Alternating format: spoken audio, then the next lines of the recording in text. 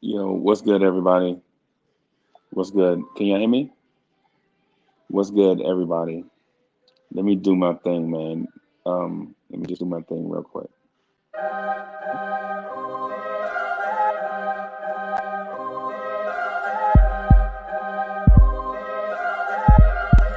Uh, uh. I rank where the view is nothing less than phenomenal. For how I express and project from my abdominal. The only view better, both my daddy and my mama know. No living parents, my sons give me balance. My wife is my serenity, this mic is my identity. The world is foul enough, that's why I write without obscenities. Provoking danger with broken language and spoken anguish. Begging to get hurt, why would you ask to go through changes? Yes, Lord, life's a chessboard, master the angles. Control the tempo, be the one who holds the info. Acknowledge is just as deadly as machete swings. When spoken, the truth is as potent as that Medellin. While others swear the style is free, I just let it ring. Our time is undervalued, soldiers make us better kings. My family's on my shoulder, reaching after better things. Today I take the shot, for them I'd rather set the screen. My mama told me follow my dreams. My daddy told me get it by any means. Stand tall, make him bow to a king. But I've evolved, you can see the resolve. Look in my eyes when you speaking to God. Life and for those who we caught up in using what I was taught with the muse. I guess they call it proving I'm more than an artist. Penciling out my darkest while sizzling out a harvest. And storing what gets me from A to B, just like garages. Instrumental with collages. Envision what I've been drawing. Broadway to give you rhythm like the great Lena Horne. So bent on, found comfort in the storm. Find peace and on when you see them others perform. Organized chaos, I'll cast it like hey ya.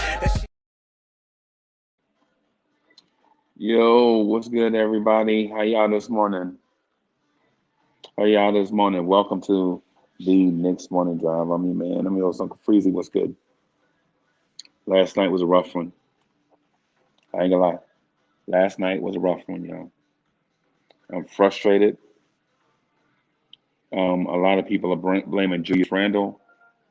And I will be quick to say the ones that are blaming Randle don't really know what they're looking at.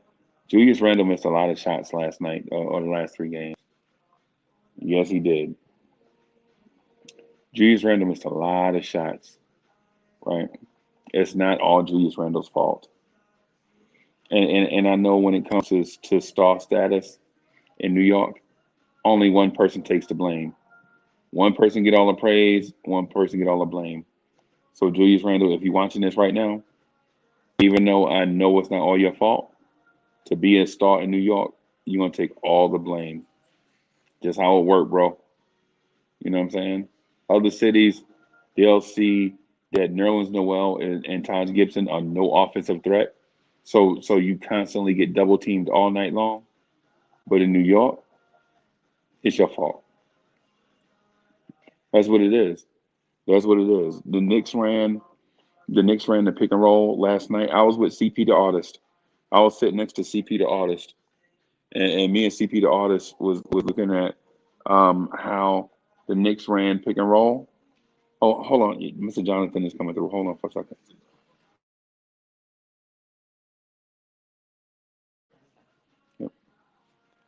Yeah, hey, Mr. Jonathan has been super nice to us, y'all. But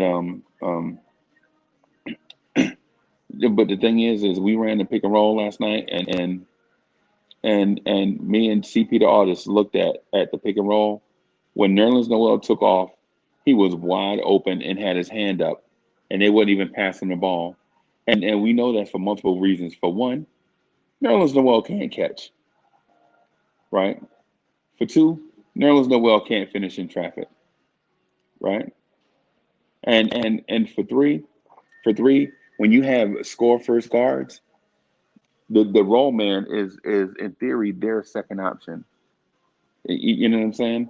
So there's a lot of things going on, and so when you have non-scorers on the floor for the sake of defense only, you're going to have these situations where the offense is going to stall. It's you can relate it to you can equate it to the Knicks running the wishbone offense because they play good defense. So the Knicks are running the wishbone offense with one option on offense, right? Think about that. What I'm saying, the Knicks are running the wishbone with one option, right? because our defense is so good. So for y'all, for the haters, because it's gonna be a bunch of haters out there. There's gonna be a bunch of turncoats out there, and it's gonna be like, oh my goodness, I told you the Knicks were trash, bro. Don't do that, man. Don't do that. Not yet. We'll have plenty of time in the off season to break down all this stuff, but don't turncoat yet. You know what I'm saying? The playoffs are still here. We're only down 2 games to 1. Don't turncoat just that fast, just because we lost 2 out of 3 to a team with the same record as us. You know what I'm saying? Just chill out, man, and let this series play itself out. So again, welcome to the Knicks Morning Drive. I'm your man, Uncle Freezy. Hoodie Kev is in this building somewhere. He'll be down soon. Hoodie Kev, he'll have his things to say. Thank you for Mr. Jonathan bringing some coffee for your man's. I know y'all got a lot to say too. I want to hear what it is that y'all have to say. But what I first want to start off is by saying is don't throw Julius Randle under this bus yet. Right? I know his shot is off, but he is facing tremendous double team and pressure because on offense we only have most nights or most situations we only have 2 offensive players on the floor and 3 defensive dudes. So you don't have, like in Reggie Bullock, you don't have a guy that can dribble and pass. And Taj Gibson, you don't have a guy that can dribble and pass. You know what I'm saying? And Nerlens Noel, you don't have a guy that can catch, dribble, pass, finish. Again, I was with CP the artist yesterday, and so first of all, just want to clarify something. I think I'm taller than CP the artist. CP the artist said he's 6'6" or whatever it is that he said. I think I have him clearly by an inch. I think. I think clearly by an inch. I think I got him. But secondly, Hoodie Cav is when he says he's legit 6'2", I think he is. So, but on terms of the Randle thing, don't throw Randle under the bus yet. Our offense is bogged down by a bunch of guys that are the defense hustle guys, right? Defense hustle guys like Taj, Nerlens Noel, Reggie Bullock. CP the artist just said he looked down in my head. CP the artist, you did not look. You might okay. If CP the artist is looking down in the top of my head, he's 6'11". So, but the thing about it is CP the artist, stop tripping, bro. You are not looking down in my head. And hey, Big Task at Hand said, but Carmelo Anthony used to get triple teamed and go off for 30. Yeah. Carmelo Anthony was not a team offensive guy. And how many rings did Carmelo win? And how did that thing end with Carmelo Anthony? It didn't end well. Right? I'm not knocking Melo. I'm not knocking Melo, right? Melo was great for us. But you can't compare a scoring machine to a point forward. And that's one of those things that I was getting at. Like, we compare Julius Randle to all the other greats that came through here, and you can't compare him to them because he's not in that same player type, right? Like Carmelo Anthony, how many triple doubles did Carmelo Anthony have? Hey, White Falcon said Carmelo Anthony had no point guard. Really? What about Julius Randle? I know we want to say Derrick Rose is the guy, but you got to look at things for what they are.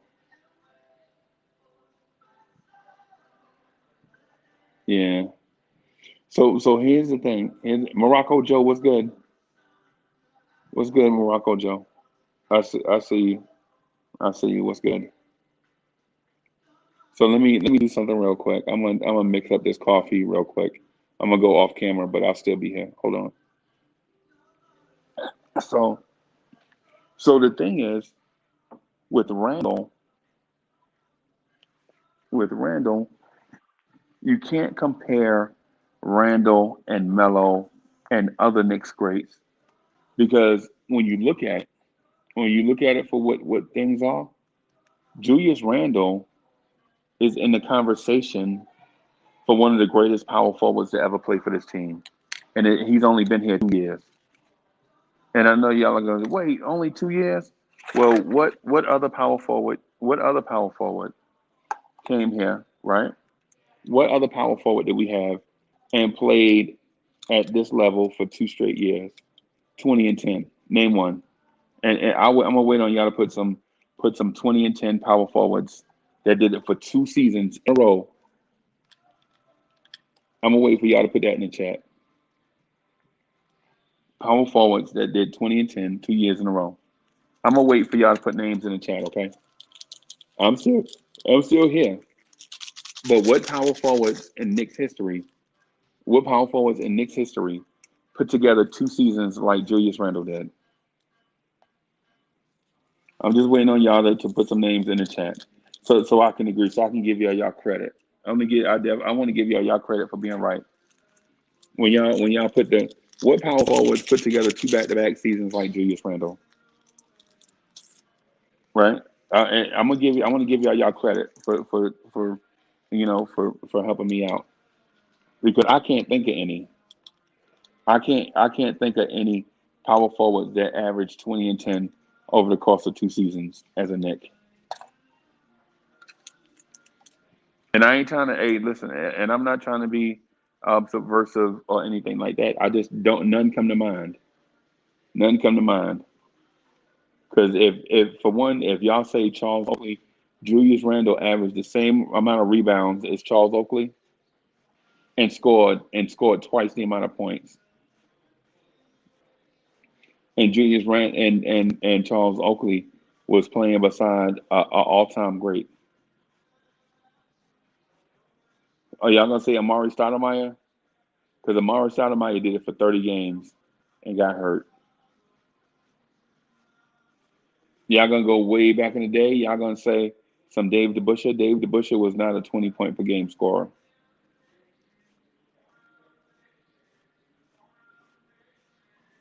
Yeah, tell me somebody. Tell me somebody.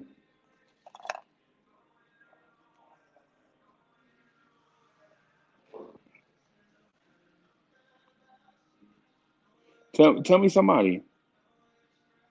Zach Randolph, right? Zach Randolph, that's a good name. Larry Johnson, no, no. Larry Johnson was washed when he got here. Hey, Kiki Vandeweghe was a small forward, bro. Kiki Vandeweghe, number 55, he was a small forward. Kurt Thomas, nah. Hey, Ismail Rivas, Bernard King was not a power forward, bro. He's a small forward.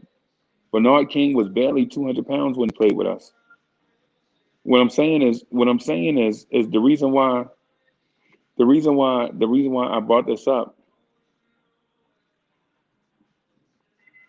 And so Ismail Rivas says, "Hey, come on, be honest. Just admit that Randall ain't a max player." That's not what I'm saying. What I'm saying is right now, Julius Randle is our best player. I didn't say he was a max player. I'm saying at this very moment, at this very moment, Julius Randle is our best player. I'm not saying he's a max player, but at this moment, he's our best player, right? You know what I'm saying?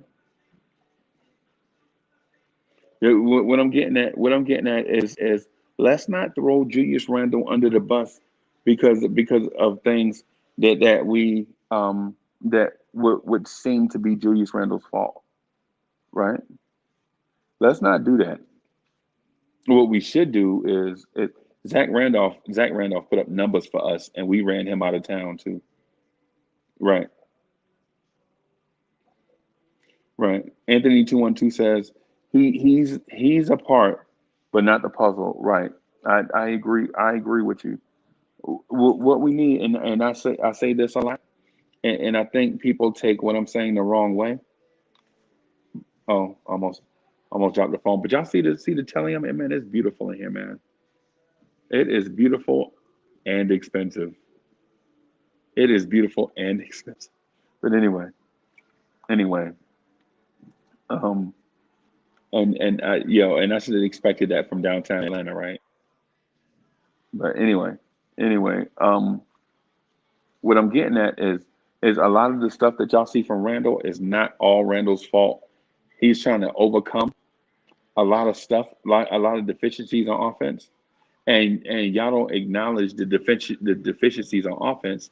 Y'all just blame Randle, and I get it, because when you want to be the star, you're gonna get the blame and the shine, right? Right? Right? So Ismail Rivas said, "I'll take Kawhi Leonard right now over Randle in a heartbeat.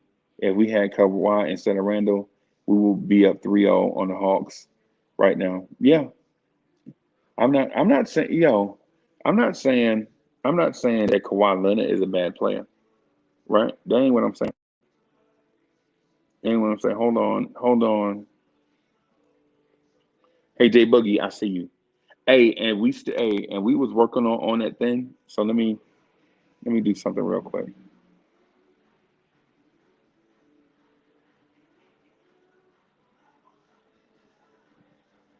All right. Hey, there you go, big dog. So Uncle Fulio says, "Come on, Freezy. Now you want to let Randall off the hook and that stuff you was talking about, Carmelo." Yes, man. Listen, these things are built different, and this is one season.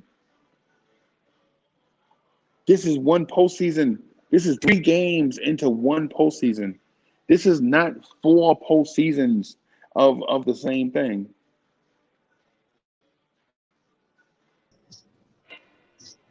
J Good morning, Boogie, good good morning, my morning. brother. Good Good morning, good morning. morning. Good morning. How you doing, bro? Man, I'm doing good, man. You're looking good, man. You're looking good out of city, out of town, man. You look like you finally getting a chance to show yourself some appreciation for what you're doing for everybody, man. God Yeah, man. bless you, Yeah, man. man. Hey, thank you, man. Thank you, man. Be safe out here on that road, man. I see you. I see Yeah, you. Hey, God bless you, bro. I'm riding right now. I'm coming up on South Carolina, man. I'm trying to do my best look impression of Hoodie Kev. He don't even know. Yeah. So Hoodie Kev soon come. I talked to him on the telephone about an hour ago and let him know we were doing the KMD, and so he come. He told me, try to sneak down to the lobby around it so that we can um, do a thing. Yo, what's good, everybody? How y'all this morning? Yo, how dare you say you are taller than me? How dare Oh, you? I looked like your bodyguard last night. Oh, y'all, did we find out y'all down there beefing over height? Yo, man, yo, Jay Boogie, bro. He tried to make me look like I'm shorter than him, man. I was like his bodyguard. People thought he was somebody special because I was walking around with him like He they is thought I was his special. bodyguard. He You is know? special, uh, man. Let yeah, him fool yeah. y'all, man. I got about an inch. Pause. Yeah. Well, I don't know, bro. I don't Come know, on, man. man. I took off my fedora to show how tall I was, man.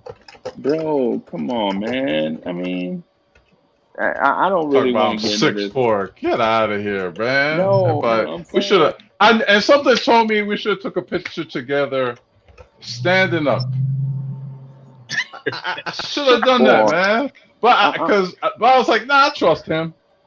Should have never trusted you, bro. Should have never trusted you, bro. nah, man. Nah, it ain't a big deal, man. I'm just saying. I think I got you. You don't got me by nothing, man. I was looking down at you, man. Come on, man. Good Come morning on, to the bro. Rocket and D Nice and CP. Good morning to y'all Good brothers. morning, Jay Boogie. Drive safely. Yes, What's man. up, Only thing, Mr. Rocket and Nice? Good morning. Yeah, man. I just wanted to say the thing about Randall. Like me and CP, the artist, legit were sitting side by side watching the game, right? And we saw the Knicks get into the pick and roll, and Nerlens Noel set the worst screens you ever saw in your life. rolled the basket, right, and was wide open, showing his chest to the ball handler with his outside hand up, and they didn't even look to pass him the ball. They didn't even look to pass the ball to him. Yep. And so I Yep. pointed it out to CP, and he was like, "Yo, because my man can't catch." Yep. And I was like, "Ah." And then what happened, right? And then what happened? He caught the ball and went up and and lost it and bobbled it. Yep. Yep. And so to point out what CP the artist is referring to is people will look at possessions like that and not say a thing. And then Julius Randle will have to face a double team in the last 4 seconds of the shot clock and say, well, Julius Randle sucked. You know what I'm saying? Julius Randle is off. And so part of that is Julius Randle is off, but part of that is if he had some help, if he had a little bit of help offensively, we wouldn't be in the situation we in. You know what I'm saying? We look at every possession and say Julius Randle sucked.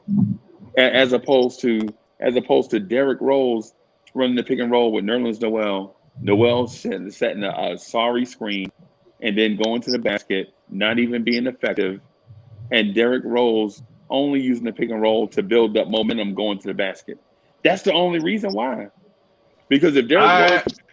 I am going to bring the heat on R.J. Barrett, who's doing his best impersonation of the John Starks. He had wide open shots and he was missing them. Julius, the game plan was different. The game plan for this game was more pick and roll.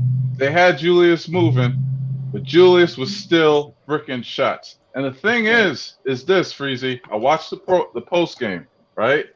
Julius is a defeated man right now. Yep. He didn't want to talk to the people. You've seen his body language, and this is the leader of your team. He got to snap out of it. It's a mental thing now. We know he got the physical gifts, but the lights are brighter. The tension is magnitude. The pressure the blue and orange magnified. The blue and orange is the heaviest jersey to wear. You know what I mean? And he's sinking. And him and RJ also. I'm sorry. Look, I'm tired of biting my tongue, man. Tired of biting my tongue. Last night watching the game with you, I said, look, to myself, I said back in April, we should have made some type of trade to bolster our lineup, because if we're going to the postseason, right, we better go in strong. And if you say what you said, Freezy, you said we needed more help, right? We do need more help. Right. Those Atlanta Hawks, right? If they had the shots that Julius had, if they had the shots RJ had, Reggie Bullock had, Quickly had, Quickly needs to get some smoke. Because he was like 1 for 7 or something like that. He hit the wall. He think those little floaters and drawing the foul, he's gonna get that in the playoffs. No, son, you're a rookie. Right. Those refs don't care about you. This is you gotta finish plays, son. And we needed more help. We needed more help to go deep into the playoffs. I'm not a mediocre type of person. I'm not stuck in mediocrity. Mediocrity. To get into winning, right, you got to go further and you got to go stronger, or you can't be comfortable. You know what I'm saying? Never be stuck on comfortable. Right. I'm going to let other people talk. Let me share this right here, man. Let me share this right here. The thing is this, man. What was you going to do to bring somebody on this roster and take away their experience? This is a learning situation. Now listen to you say you tired of holding your tongue, biting your tongue, and trust and believe me, you're not the only one that feel like that. But think of this whole season and ask yourselves, how long have you been biting and holding your tongue? You're breaking up. Right here has been great. This season right here has been great. You hear me now? Yeah. Hello, yeah. You hear me now? Yeah. This season right here has been great. So They got to learn, man. Them guys don't know what they doing, and I don't want to hear about what Trey Young and them. You know what I'm saying? They got different type weapons over there. They surrounded by people that's been in this position, that's played in this position. Capella's been in the playoffs with James Harden. Lou Williams has been in these positions. You know what I'm saying? They got dudes that know how to play in this type of situation, man. So all in all, it's still a learning experience. Right now, at this point in time, right here, right now, today, we ain't even talking about basketball last year or the year before that or the year before that. None of that. You know what I'm saying? We got to be happy about what's going on. We're not looking to go win a chip right now. This is a learning experience for them guys. They got to get it, man. Julius ain't never been here. RJ ain't never been here. You know what I'm saying? Derrick Rose is doing everything that he can. He don't went from our last answer to trying to be our first answer now. He's doing everything. Gibson is doing everything. We just don't have them type players. Yeah, I want us to win. I want to see us beat Atlanta. I would love for us to win this first round playoff. It'd be great for the organization, great for the city, great for the fan base, great for any free agents. Be like, yo, we got young guys. But if it don't happen, you still have to be grateful and thankful about what we have going on, you know what I'm saying? And trust and believe me, they're going to bounce back. They're going to respond. They're going to have another answer. It's like when you go to the pool and it's 105 degrees outside, before you jump in the pool, you put your hand in there and make sure the water all right, then you dive in, man. When have we not answered, man? We answered the loss to game 1. Give us a chance to answer the game 4. A lot of people acting like it's 3:45 p.m. on Sunday already, and we already heading back to New York down 3-1. Give them guys a chance. And Atlanta don't play their best game. They're not going to play a better game. All the way around the board, they don't lit the whole chart up, and we lost by what? 11 points? Come on, man. 9 points. All we got to do is just a little bit, and have a little bit more belief and have a little bit more faith. Man, if I got to go and motivate the team, I'll run across the court, go to jail down that ball. Then I got to yell to get our team up, man. Stay by our team, man. Continue to appreciate and support, man, and love it and rooting us on, man. I know we just debating and talking about things, but, man, it's still a learning. It's education, man. It's education right now what they get. Right, and Jay, you right, and the thing too is Julius Randle is not just learning about the playoffs, bro. He's also learning about superstardom. Right, Oh. Julius Randle wasn't a superstar or a star before this season, so he's learning all these things at once. Now, with that said, I'm not making excuses for Randle. What I'm pointing out is clear and obvious facts. Right, clear and obvious facts. Right, so here's the thing: if RJ Barrett is knocking down shots, if RJ Barrett is knocking down shots, and do we still have this conversation about Randle? No, because the scoring that we're missing would be supplemented by another player. Exactly. Right? So there are a lot of things that go into this. Julius Randle is getting all the blame because he's the star of our team, and deservedly so. Because if you come to New York and you say you want to be the star of the team, you take the good with the bad, or the bad with the good. You know what I'm saying? Like you take the most improved player, that was a good thing. You all NBA, that was a good thing. You made the All-Star team, that was a good thing. Now in the playoffs, you're choking like a horse eating peanut butter, right? But you know what? but you know what? You got to take that too. You got to take that too, because that's a part of it. That's a part of it. So what I want to say to those that look at Julius Randle, yes, he deserves all the smoke, right? But what I'm asking is for people to be reasonable. Don't start doing these things on social media, like killing our Time star. out. When has Knicks fans ever been reasonable? For Never. umpteen months, right? We wanted Thibs to bench Peyton for Rose. Oh, we want Rose. We want Rose. We got it. And then last night, I'm on my Twitter, I'm on whatever, and we're complaining that he made the wrong decision. After Friday, I was on Lawrence Tears with thousands of viewers watching. Hit the like button and subscribe. And check out Jay Boogie's MIP Fire Track. Support that man. I was on here on Friday and I said, who is starting? Oh, I don't know. Maybe it's gonna be Rose. Maybe it's gonna be Peyton. Let's not da da da da da da da. No straight answers from Knicks fans, right? And the thing was this, right? I kept on saying, if you take him out, the second unit is going to suffer. Right. This team is flawed. I've been saying it since the trade deadline, and I got heat. So Jay Boogie, this is not about. You're right. You're right, Jay Boogie. I can't even argue your points, whatever, because they're like magnificent. I guess Spot because on. I'm double parked. You know what I'm saying, by the hydrant. But getting back, I go for wins. I'm sorry. I'm just not a wait and see guy. Whatever. I do my life and everything, and where it's like we go hard or we don't go at all. You know what I'm saying? And that's just my that's just me. You know what I mean? I'm stumbling over my words because I'm passionate about like life and things. You know what I'm saying? So I don't know, man. Somebody take the mic, man, because Yeah.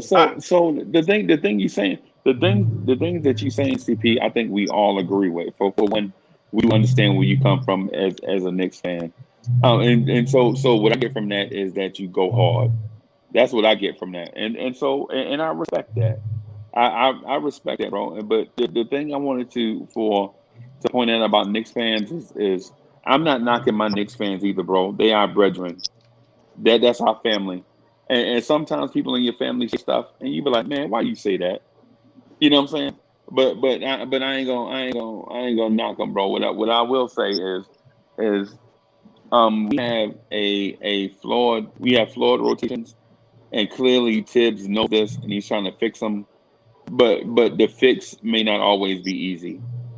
You, you, and you know, look, you know what I'm look. Let's saying? be honest. Let's be honest, right? These fixes are gonna have to come in the off season because if we're struggling with the Atlanta Hawks, we have no chance against the Sixers. Let's just Hmm. keep it real. Let's call a spade a spade. All Right. that talk about roads to the championship, come on, man. You gotta be an insane Knicks fan to even talk about championship right now, right? We can talk about game four, we can talk about hopefully game 5 and 6, and hopefully game 7. You know what I'm saying? We can talk about that. But this team right now, you know what I mean? We need miracles. We need Hey, so miracles. The- so Fade for Kaminga said, I'm gonna just sum it up. He said, stop making excuses for Randall. Bro, what I'm saying is if you're watching the game, Clint Capella doesn't have to defend a soul. The Clint Capella is playing free safety in the paint basically because he don't have to go. Yesterday, don't lie. When the fried pickles came, I was like, CP, look at Taj Gibson. He catches the pass at the top of the key, and he never even looked at the rim. So Clint Yeah. Capella never even had to defend him at the top of the key. And then when Julius Randle cut towards the paint, he had to You cut tore through up the them paint. fried pickles, by the way. Oh, they was delicious, bro, especially when they hot. You know what I'm saying? But anyway, that and Bud Light, bro.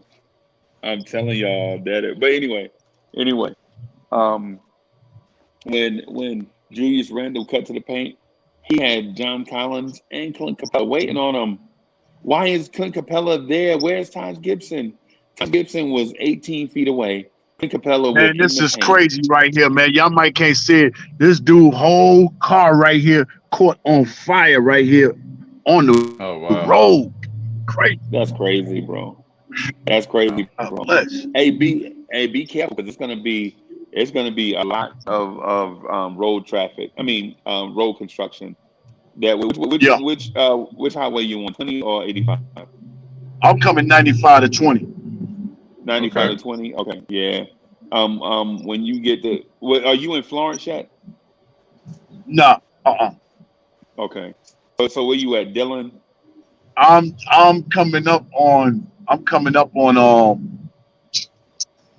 the border. Are you coming up? Oh, you coming up on top of the border? Okay. All right. All right. All right. So yeah, man. Once you get past once you get on the other side of Columbia, it's gonna be a lot of road construction, bro. So just be easy, bro. So, but Okay. but anyway, but anyway, What I want to get at is like what CP is saying. It's a lot of frustrated Knicks fans right now because I think our road in the playoffs they thought it was going to be easy, but as a Knicks fan, and one it has been for a long time, I noticed that everything in my Knicks fandom has not been easy. There's been a lot of bumps in the road, and this is just another bump in the road, bro. Hey, nice, what's good? Kill it. What's good, guys? Yeah, man. So I'm hearing a lot of people saying about Julius Randle, but at the end of the day, just like I keep on saying, it's not Julius Randle's fault. At the end of the day, if we had Reggie Bullock and RJ looking good, even though we would have a bad game with Julius Randle, it wouldn't be that bad because we'll be ending up getting out with that win. I mentioned it in the Ron. I don't know if Jay Boogie was there on that post when everybody, like pretty much the whole panel and the chat with it was roasting me when they actually heard me saying, "Don't touch Payton, don't make those type of adjustments," because the thing is that just like CP said, I just heard you for the first time, but it might be that great mind thinks alike. I said something just like this, that at the end of the day, if you see that the bench has it going, and the problem is mainly with the starters, focus on the starters, start mixing and mashing, but do not touch nobody in the bench. If we're gonna do something with our starter, put Pell, because we could obviously see that Noel is hurt. Maybe they don't want to say it, or maybe they just don't want to bring that information out there. But Noel is hurt. Noel is hurt. It's it. We could simply acknowledge it just by seeing that they actually made that what is it, that shift.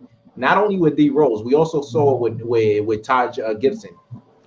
So it's telling you clearly like something is happening with Noel. If it's me, I will do Pell. If you guys want to get out of Payton, might as well put somebody, but don't touch that bench.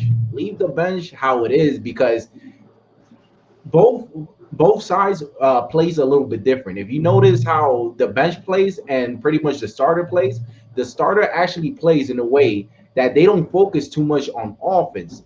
Their main focus is defense, defense, defense, and their defense becomes their offense. Now the bench is different. The bench is quick and pop and shoot. Quick pop and shoot. Quick pop and shoot. We playing like in a way that pretty much any team that is known for those fast drives, they don't even think about doing defense. That's the way the bench plays. So whenever you take Derrick Rose out of the picture, and I even told a lot of people that, oh, but with D Rose we'll have a lot of points. Yeah, we'll have a lot of points. We might even get first, second, and third quarter popping. But what does that matter is if we end up losing? Oh yeah, you have a point. So why are you going to touch Payton? Leave Payton alone. Let them figure it out. Because at the end of the day, this is not the first time we had this problem. The bench has gotten us out from tough situation because the starters hasn't gotten it going. And what happens whenever they bring the starters back? They continue on with that same momentum that the bench left them on. That's why I always say, just leave it how it is, bro. Yeah, but here's the thing, right?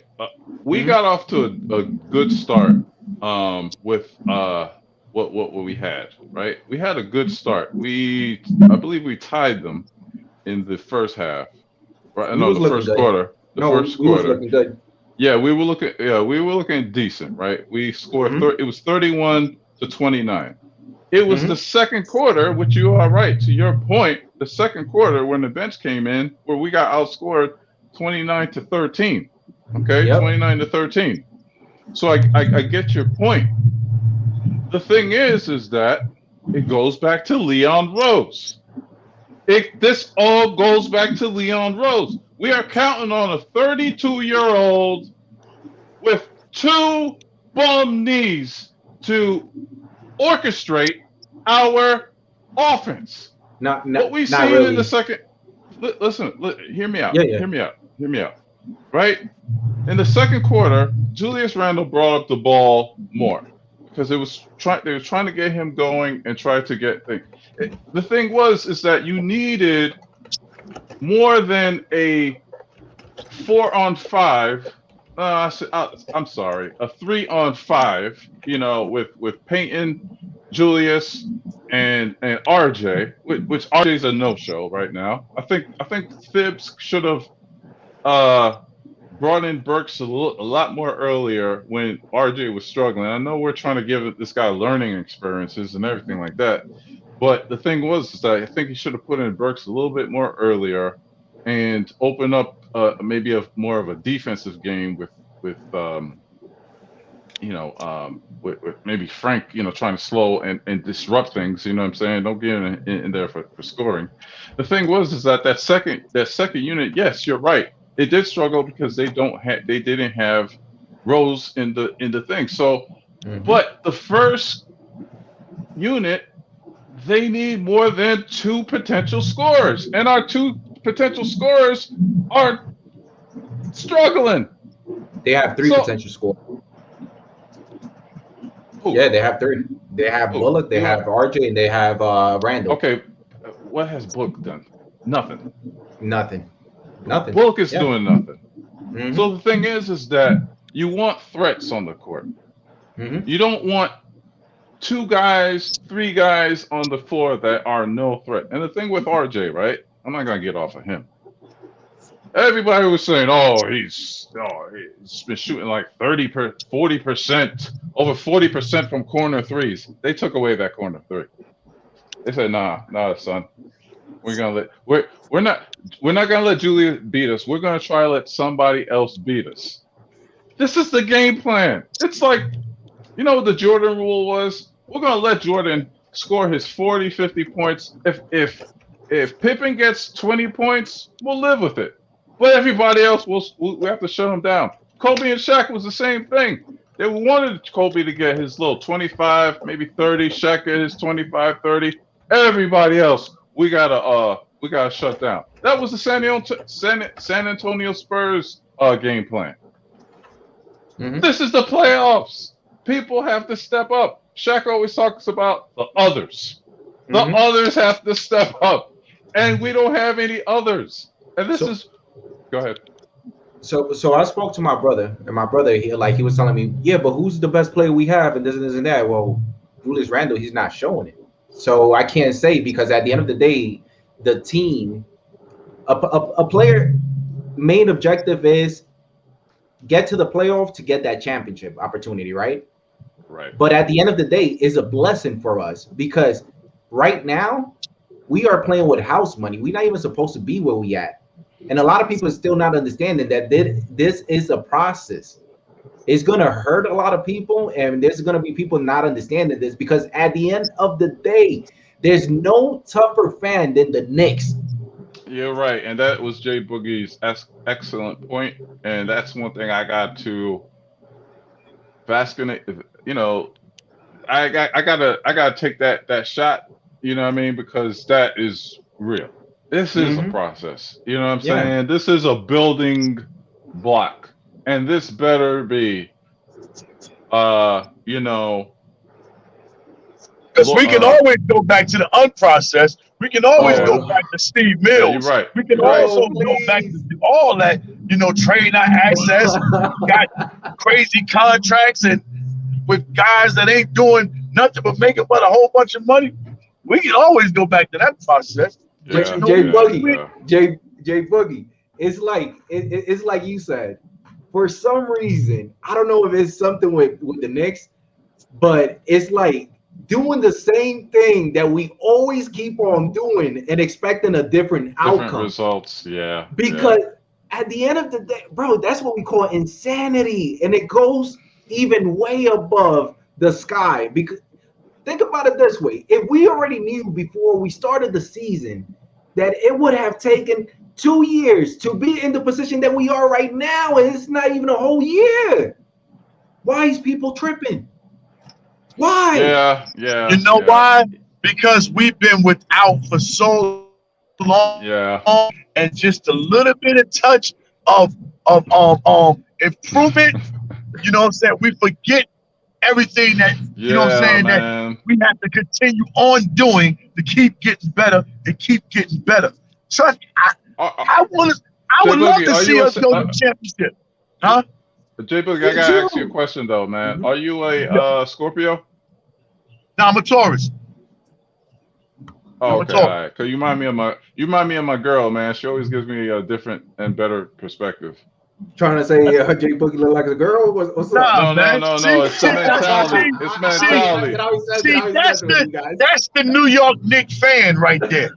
Always want to twist the real what's going on. You know daggone well Jay Boogie ain't no girl. And you want to twist what that man said, man.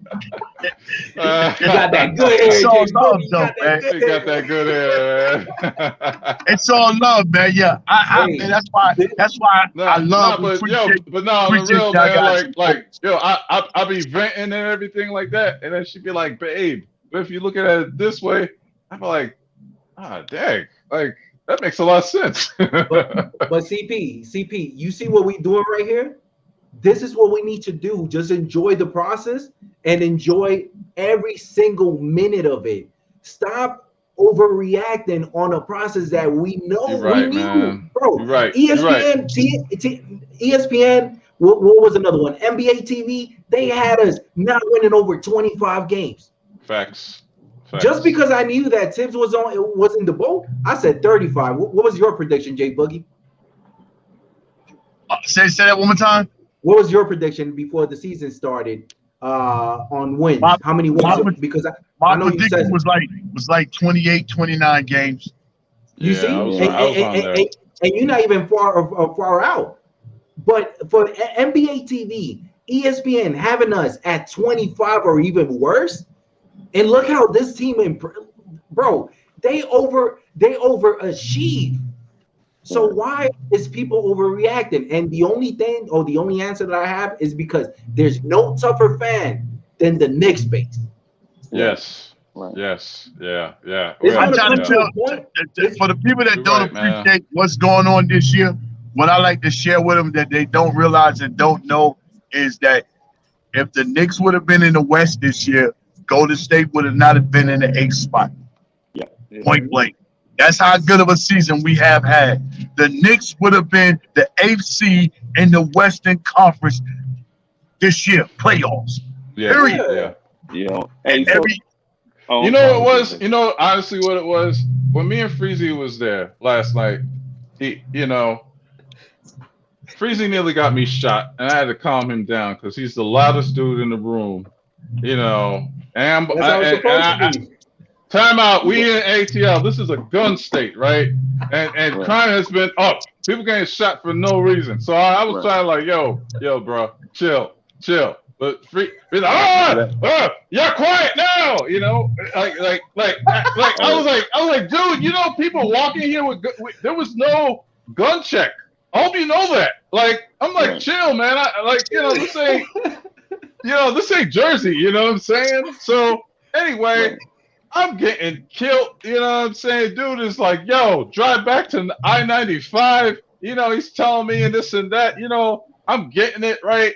And I'm like, I live here. He said, stop gentrifying Atlanta. I was like, get back. You light skin. You get back to where you're from. Go back to New York and Jersey. And I'm like, God dang, I live here.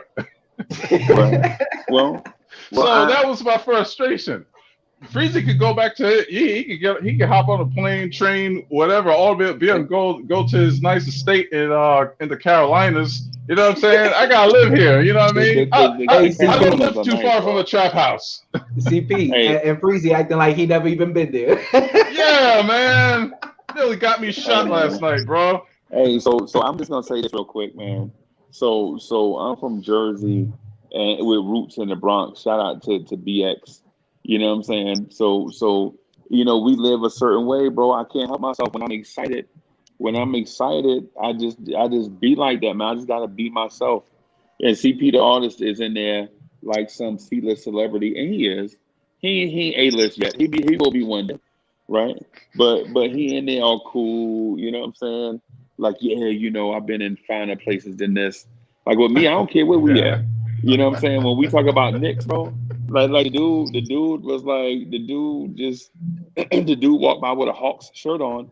And I was like, yo, take that shirt off, bro. You in a Knicks town. And he was like, "What?" I was He's like, telling "Yeah." us to a gun state. Underneath that jersey is a 9, bro. Is a 9, man. You All in I'm saying is, ATL, man. They just carry around guns, bro. You hey, can't do that here. all I'm saying is when we started chanting "Go New York, go New York, go," I didn't see any Hawks fans. You know what I'm saying? We in there chanting "Go New York, go New York, go." We did that like 5 times, bro. One of our It was fans crazy. spit on Trey Young. Do you think the energy was going to be appropriate for that? No.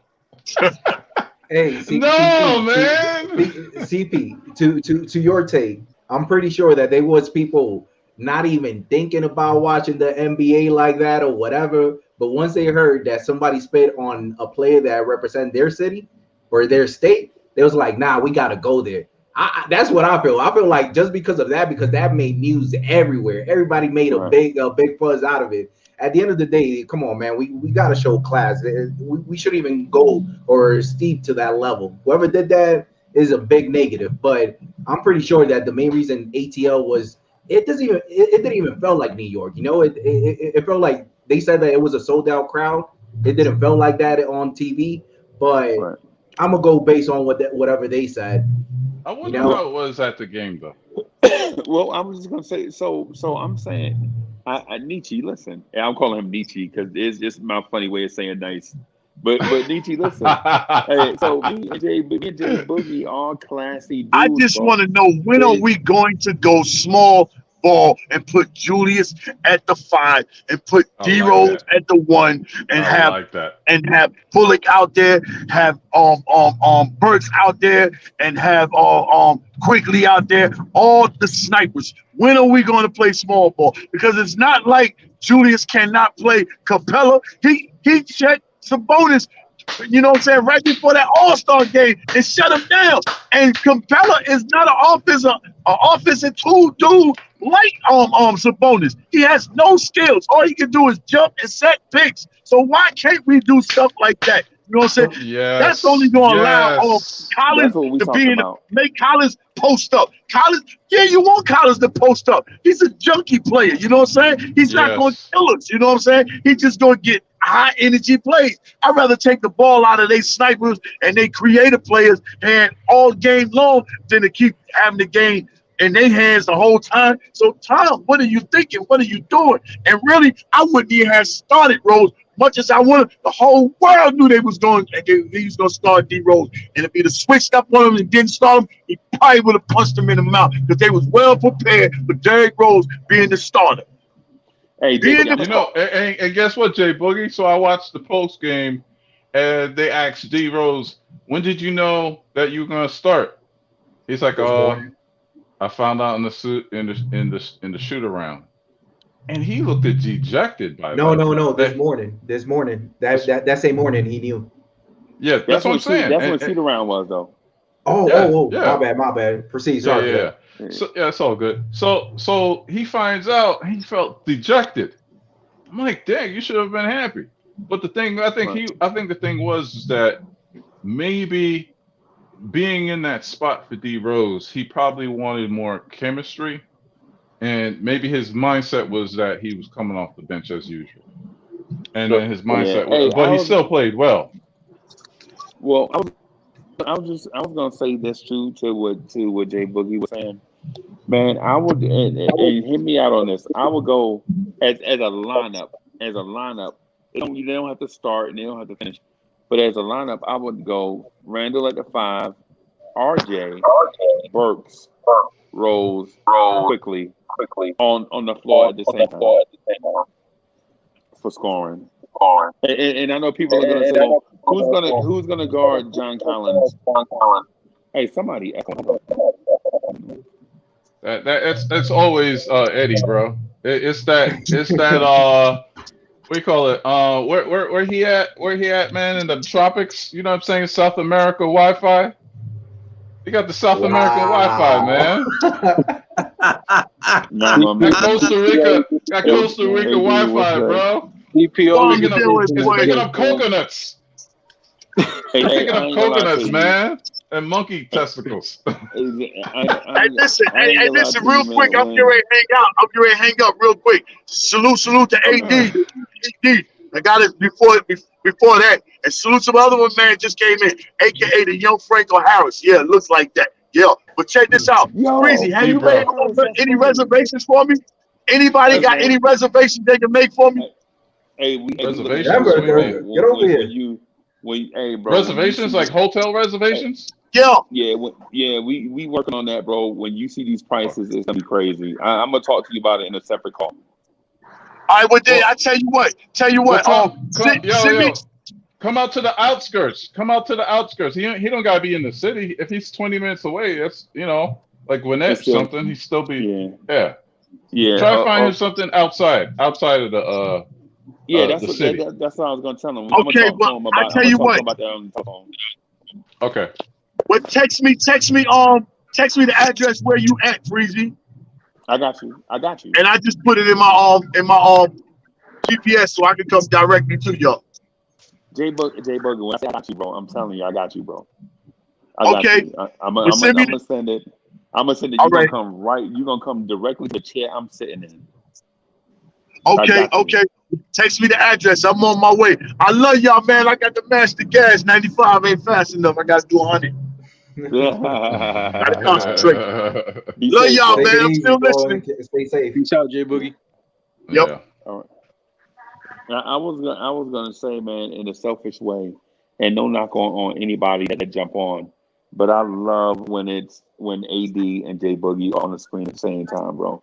They bring a certain type of energy that I just love, man. It's like when you know what I'm saying, you get the old heads together and everybody's been through something and they spit that knowledge that makes sense to young people ears. Yeah, I just love it. No knock on nobody else because everybody else contribute in great and different ways. I just like, you know what I'm saying, these two brothers. So Yo, Freeze, I just want before you go ahead. I love that take that you just said about the lineup. It doesn't have to start, but a lineup that can be put out on the floor. right. Because for some reason I always thought that RJ, even though he's only 6'6", his Nah, game 6'7". is kind of power forward like, because he's Yeah. not that great of a shooter. He's more of a power player. It's And his just his handles ain't tight. size. Yeah. It's just his size that hinders him from being able to play a four. But Right. I've always liked RJ at the four, but in my head, I always envisioned it in a lineup where Mitchell Robinson was the Oh, five. he is 6'6". Right. I always Well, envisioned Mitchell Robinson at the five, RJ at the four, and whoever else. At that time we didn't even have drafted Obi when I was thinking about this, or Quick. right. Right. And So the reason why I say that is, as a lineup is because it creates mismatches that trumps the mismatches that the Hawks pose. Like the Hawks pose mismatches for quickness and shooting, and by us doubling down on it, we actually trump their mismatch by going more into what they're doing, right? Because what happens is Trae Young is a mismatch for any point guard that we have on the roster. Period.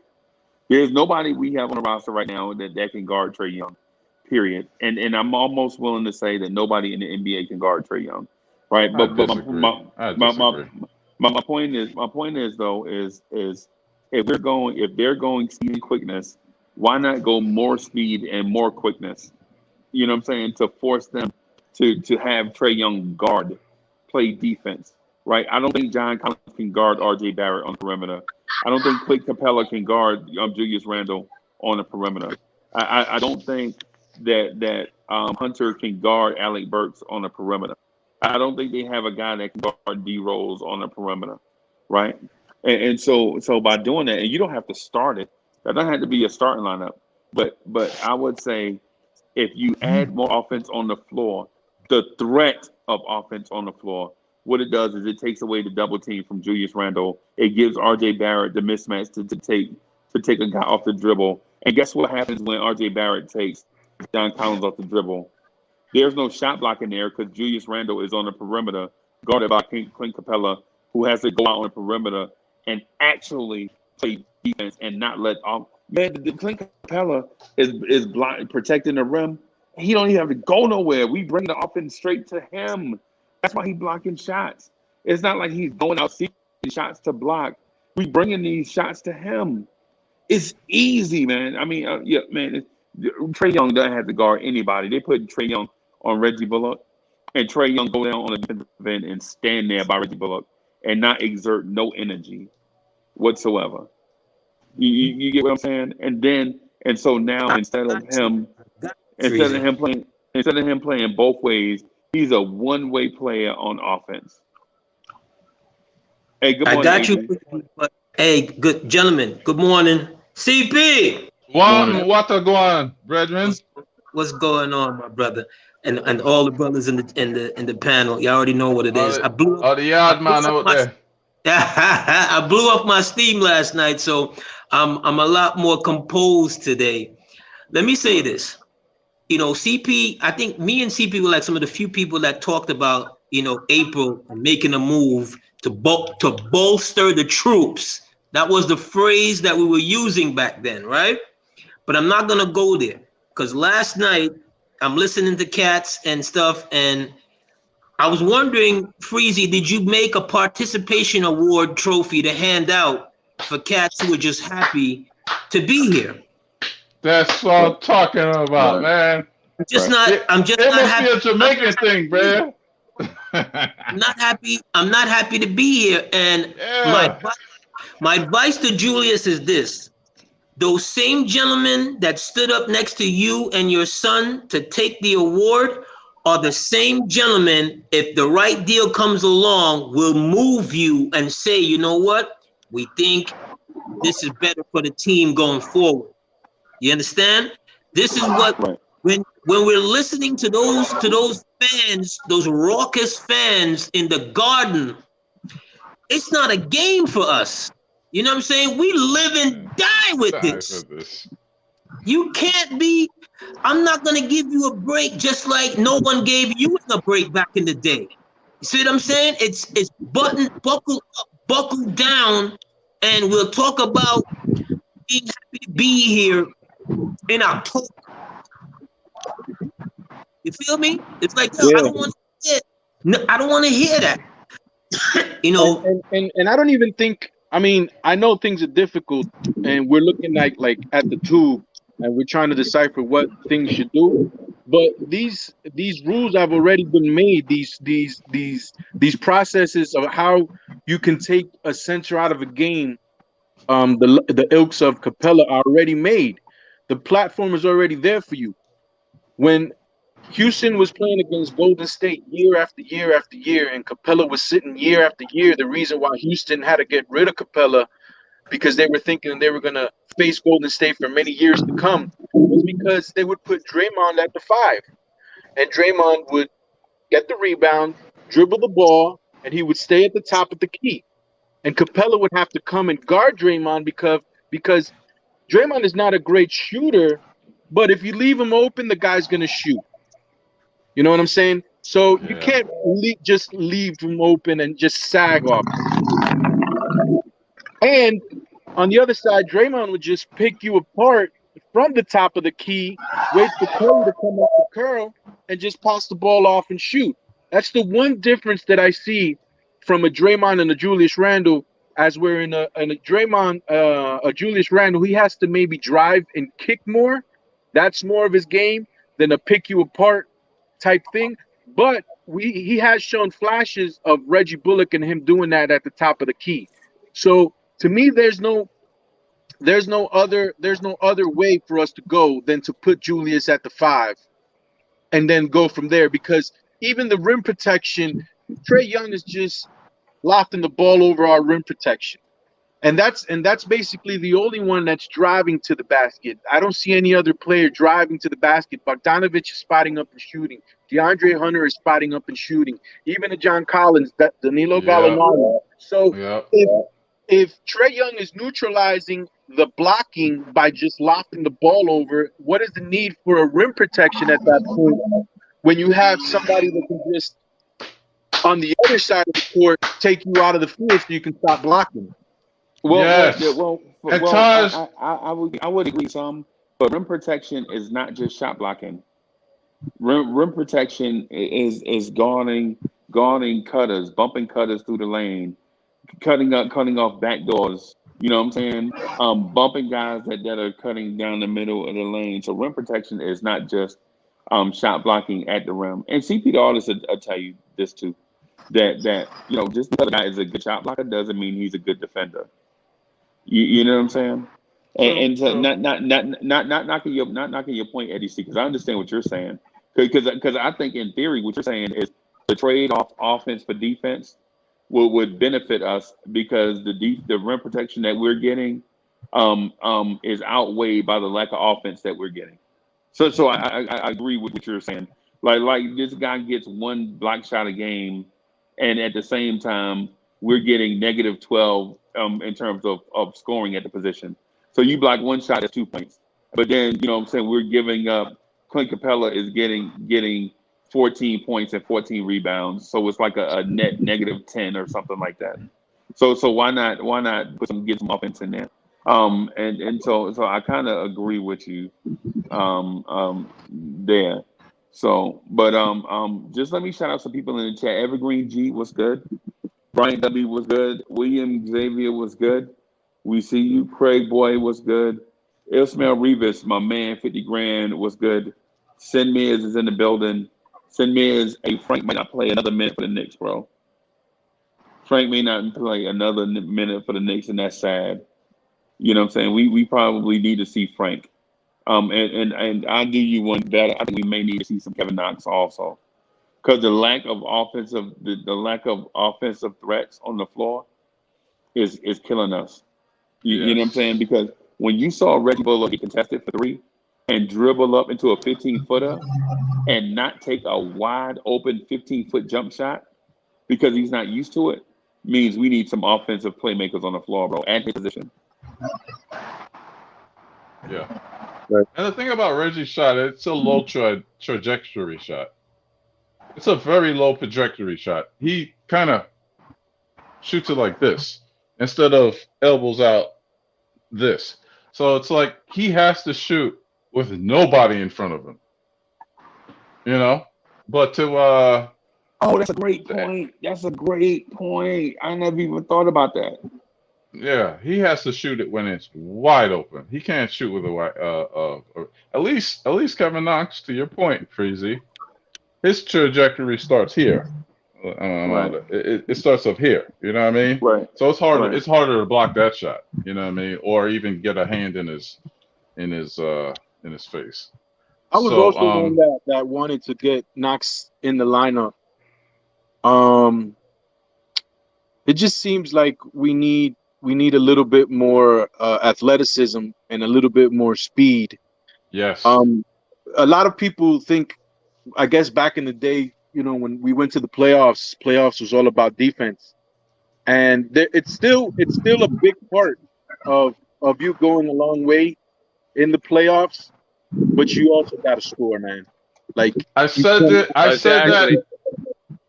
Exactly. Go ahead, man. Go ahead, Adam. Whatever your name is, it's Charlie Ward's cousin. You didn't say anything. Go ahead. CWC, baby. What's good, CP artist? What's good? What's good, Eric? Uncle Freezy. D Nice. What's good? What's good, bro? What's good? Hey, I'll make it simple, man. Point blank, RJ and Randle had to step up. If they don't step up, we're going home short. It's going to be a short series, man. Come on, man. You can't handle the limelight, man. You ain't going to get paid that max if you can't handle the limelight. They ain't going to give you that max if you can't step up in the playoff. Right. That's right. Turn up, man. You ain't getting that money, man. He easily lost $50 million last night, man. He easily lost $50 million last night. I think they need to play small ball. I think you get Toppin against Capella and put some shooters in, man. Put Burt quickly. RJ, if RJ ain't stepping up, man, just leave him on the bench and put Bullock in. Put some shooters in there, man. Agreed. Let's make Trey play defense, man. You know what I'm saying? Here's the thing with Trey playing defense, bro. Their defense is so tight. They're able to switch on his man. They're able to do like a switch. I've seen it. Like, and he's guarding Bullock, believe it or not. And Bullock is a catch and shoot guy. When's the last time you saw him, move down into paint? He doesn't do that. That's why I think Alec Burke is a better player than Bullock, because he'll give you that. He'll give you that option. Yeah, but to your point, with when I said this last night, if Atlanta Hawks could play Horter, why can't we play Kevin Knox? Go Horter, I don't think is that better of a player than Kevin Knox. Kevin Knox has his issues. So does Horter. So does Horter. And the thing about Thibs is this, right? And I'm an old guy. I'm 45 years old. And one thing I do is like I gotta be open to change. And Thibs is not that open to change, taking risks. When you get older, everything in your life is about trust. You know what I'm saying? So that's why everything is boring. I want my sandwiches to be bologna and cheese. You know what I'm saying? I want my ice cream to be vanilla. Don't put them nuts and all cashews and a whipped cream on that. No, I'm not used to that. What's this internet thing? What's Snapchat? What's Instagram? I don't know about that. I use a telephone and a typewriter still. You know what I mean? Word check. Auto check. That's change. This is the reason why he's not married. Basketball is his life. Go ahead. I went to the restaurant last night, man. I had my RJ Barry jersey on, man. It was a couple of Knicks fans up in there, and we were watching the game. We're like, what? You have the Atlanta Hawks shooter talking jump, smackdown, and shooting threes everywhere, and you got Collins talking jump. And I like what Bullock did. He stepped in Trey, like, yo, you ain't gonna be talking all that mess, I ain't seen nobody on the Knicks came to Bullock rescue. Like, yo, what's good? What's good? You know what I mean? That's the one thing that I said all year. We need that Mason, that Charles Oakley. Come on, man. We need those type of guys. Hey, you know what, too? With the Knicks, some of them don't have basketball IQ, and they don't take charges. They pretend like they taking charges, and they'll step out the way and let the other guy score. I'm like, are you serious, man? So I have a thing to say with that. Tibbs doesn't change. Let's say doesn't anything new, and he did it yesterday, and look what happened. So that's one. That's why I don't want to touch Burks. Well, whatever he's doing with the bench, it's gonna be hard. What I'm gonna say, it's gonna be hard because not a lot of people is gonna believe it because the personality that D Rose is. We always think that D Rose never have a problem with no one, and it doesn't look like he has a problem with no one. But whenever he started talking about, they about to put me in as a starter, yada yada. I don't know. He didn't look too enthusiastic about that. So why are we forcing? I understand that Tibbs, he did something new. I give him props for that at least, because at the end of the day, it's like any coach. Well, my best player that makes our starting group look good is Julius Randle. He doesn't have it going. So maybe if I put D Rose, that he's legit, he's elite whenever it comes to point, could make him give him that type of confidence that he's gonna need. But it didn't work. So now we're in a predicament. Are we gonna keep on playing around with the bench? The bench has it going. It's like the bench are in perfect condition or in a perfect position that we shouldn't even be touching. That's why I don't want to even touch the bench, because we've seen it throughout the season. There have been a lot of times that the bench are the one that is actually getting us out of a difficult situation. Yeah. So whatever problem that the starting position is going through, it could be with Elfrid Payne, it could be with Bullock, it could be with RJ, it could be with Randle. Let them worry about it, because hopefully, if two of them. That's why I wanted instead of Derrick Rose, and Taj Gibson, I think they're perfect to come off the bench together, like they've been doing the whole year. Yeah. I think Yeah. it's more of putting Alec Burks at the starting point guard, and maybe instead of Alfred Payton looks like he won't. I don't know what's gonna happen next game. But Oh, he out of here next year. if he's not playing, then you can substitute Frank Ntilikina in for Alfred Payton, not at the point guard position, but in the bench, right? I'll Because agree with that one. the same type of defense. We're still getting the same type of defense, but a little bit better perimeter shooting. Not much better, but a little bit better perimeter shooting. And we can also, if Trae Young's in the game, we can also switch. If by any chance Ntilikina is not guarding Trae and he has to switch on him, I mean that's one of our better ways to go about it when a switch comes to guard Trae Young. I said to Freezy last night. NBC. I said to Freezy last night. I said Trae is getting by easily. I said, We're not watch gonna stop this. Trae. Yeah, we're not gonna stop him. I said to him, watch him blow by Reggie Bullock, and he did like clockwork. And I think the thing is too, to all y'all points about the lineup. But here's the thing: when Steve Kerr went to Andre Iguodala because they needed help on LeBron James, we applauded for him. We applauded him for it. The thing is that basketball is a chess game. It's a chess game. So the thing is that you have to be creative. I'm saying this as an artist, but hey, you got to be creative, and you have to take risks because now you're down, 2 games. You know what I'm saying? You got to win the next games. Right. So you're gonna have to, make decisions like he did yesterday with putting in Taj and putting in thing. It didn't work, but the thing is that he's a coach. The players have to play. Our best players are not playing well. Yeah. What's he supposed to do? Not play his best players? For some reason, CP, I notice it works out. Just let it be. Sometimes even Reggie Bullock, whenever they sit down the bench, and the bench, let's say, already did their job or whatever, they got that momentum. I feel like the bench is our momentum. No lie, the bench is the one that actually brings the momentum. Once they sit, either one of these things is gonna happen. And I seen it with RJ in the first game. He continued on with that momentum. If only two of them, it doesn't have to be only Julius Randle. If it's Julius Randle and RJ, is a win. If it's RJ and Bullock, is a win. It doesn't matter. One of them can have a bad game.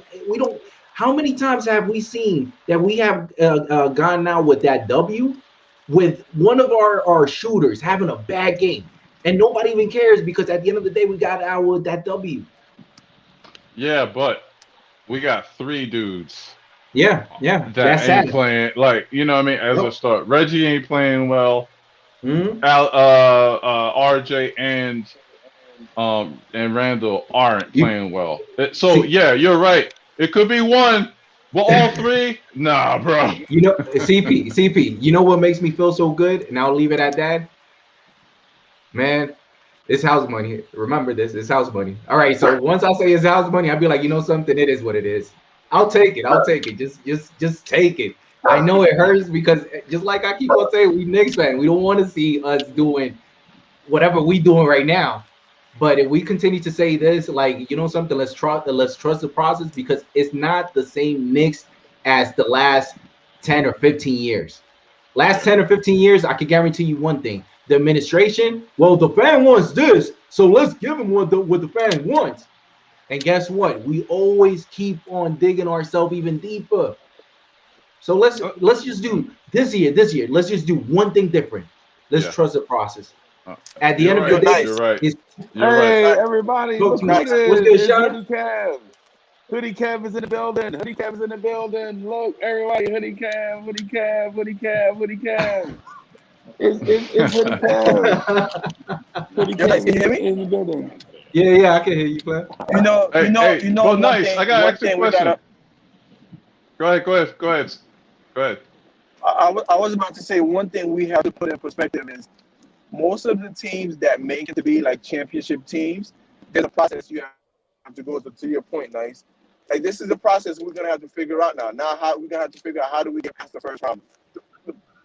The first step was getting to the playoff. Now we have to go back to the drawing board and figure out how do we get past the first round and how do we get past the second round. So it's a process. There we So go. long term, I'm Sean, not we haven't lost yet. We haven't lost yet. No, So I'm No, not saying we just lost. just I'm having not that saying mentality. I'm not saying we lost. I'm saying long term, I'm not upset Yeah. at what's going on. Like I'm not disappointed. I'm like, okay, this is an issue now. Now we have to figure out how to win in the playoff. I'm noticing. So that's why I'm not like all gung ho about it Exactly. and upset and losing my mind. I'm like, okay, now how do we figure this part out? How do we get Randle some help? So that's why I don't agree with people saying, oh, Randle can't perform. How do we get him help to make him be more successful in the playoff? You know what I'm saying? So it's not all bad. You have to figure out how to get past this round. Everybody goes through it. Look at Portland. They've been stuck in the second round or the Western Conference for years.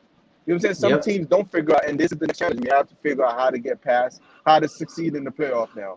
Our first issue was getting out of the lottery. We did that, and we made the playoff. So we killed two birds with one stone in one season.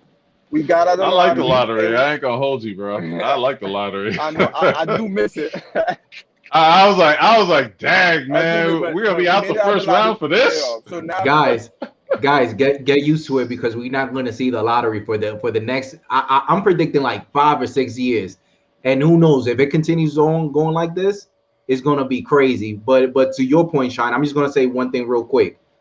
Instead of us acting like Knicks fan, like true Knicks fan, we got to start acting like Golden State fan. You remember Golden State, what they did before they really went to that rant? Bro, they knew they was about to lose the last game that was about to disqualify them to perceive that final. You know what the actual fan did?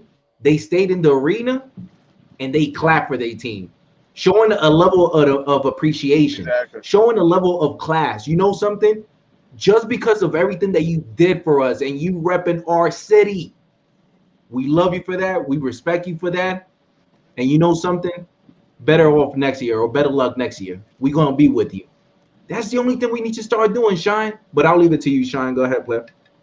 Nah, I agree. Can I ask you something on that point? So there was an article in the Post today about how Atlanta fans showed more class than New York fans. Do you guys feel that we have kind of jumped out the window a little? I mean, that shutting Joe Budden talked about it today.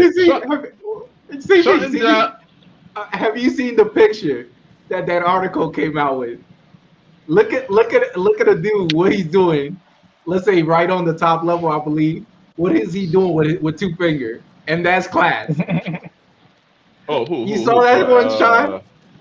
Once I read that, bro, read the title and then look at the picture, and then you be like, bro, is that class for real?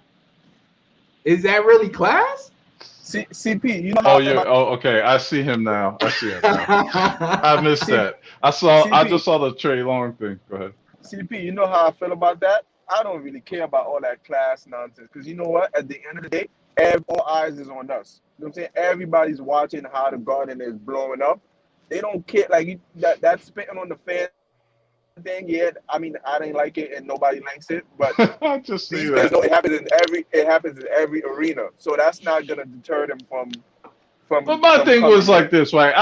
We were right next to the game last night. We were right next to this. We were at Hudson Grill, which is right there on the corner of the thing. And by the time we got out, we paid our bills, and the Hawks fans were coming out. They didn't block off Marietta Street like we blocked off freaking 7th Avenue.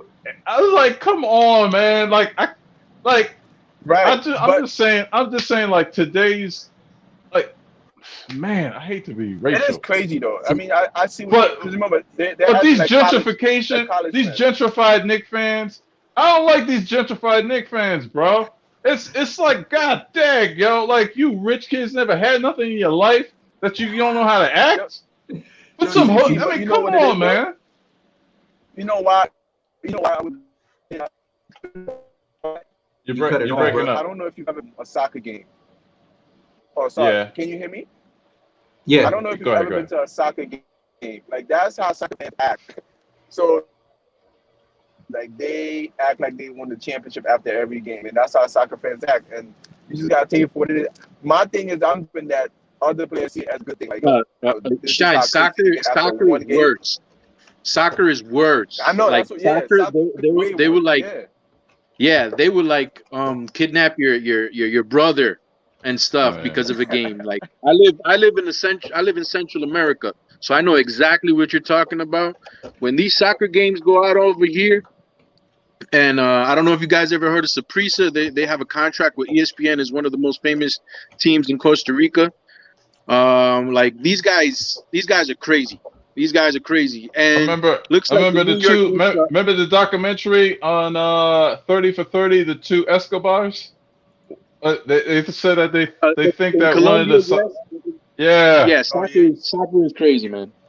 the two Escobars, You know, that was a great documentary. you know the comment that they mentioned about class and all that. All that comment came way before, let's say, right after the spit, because the way I see it, bro, the Knicks was about to take over Atlanta's Hawks Stadium. By them saying that, just like I mentioned earlier, by them saying that, it propelled pretty much the fan base. It propelled even people that wasn't even interested in the NBA. It propelled pretty much people that was around that area saying, "Nah, man, we can't leave our team just like that. We got to show up." That's how I feel. Everything was clickbait. People that sold. They said there was a sold out arena. I did not see it was a sold out arena because there was let's say a lot of seats that was covered with their logo. Yeah, so if they saying there's a sold out arena, and we could already see that on TV that it wasn't necessarily sold out. What is that telling you? They was using all that. All that is propaganda. It's for clickbait, making more fans to show up. True. But Atlanta fans, they didn't like that. They didn't like the spit. They didn't like, whatever. Yeah. And then we did look. I mean, I'm sorry, man, but it's like I loved it. I don't know about you, CP. I loved it. Yeah, but I'm 45, man. It's like yeah, we went nuts, but we didn't go. We always like us New York fans. We always had like, yo, we put our hats on. We get to work, and that's it. That was my generation. You know what I mean? And it was what it is. We didn't go crazy off of one freaking game. Like we just was like, yo, on to the next. That's why like I am how I am, because I came from that era of, yo, it's either a championship or bust. Right. And that's how it was. It was just like, yo, and it was like that in the 90s, and that is, yo, Nice. I gotta ask you, man, since we're here and it's just the three of us, right? Mm-hmm. How is your setup? You're looking at something, and then but the camera is, and I'm trying to get into this YouTube. Bro, I got over here like 5 screens. I'm not gonna lie. Oh, you must be a gamer. Well, I play a little bit here, a little bit there, but you know what I mean. But I can see you right here in the camera if I look over here. Well, now is that but where I'm looking at with you, is that a laptop or? No, this one is one of my MSI screen. I have no idea what that is. I have one right here. I have one up here. I have one right here, one over here, and one over there. You sound like you don't have a girlfriend. He's a secret agent. He's an undercover agent. He sound like he don't got a girlfriend, because that's a lot of equipment. I got a wifey. I got a wifey and 2 little girls. I just told you, CP, he's a secret agent, man. Hey, no lie. You got more screens than Tony Montana. But no lie, we're gonna get there. If we stick to our gun and let Leon Rose do his magic, and Tibbs also do his magic, and we believe in the process, we're gonna get a lovely conclusion or a lovely outcome. The only thing is that we just gotta sit back and enjoy the ride. And I tell you, Go ahead, Shine. Go ahead.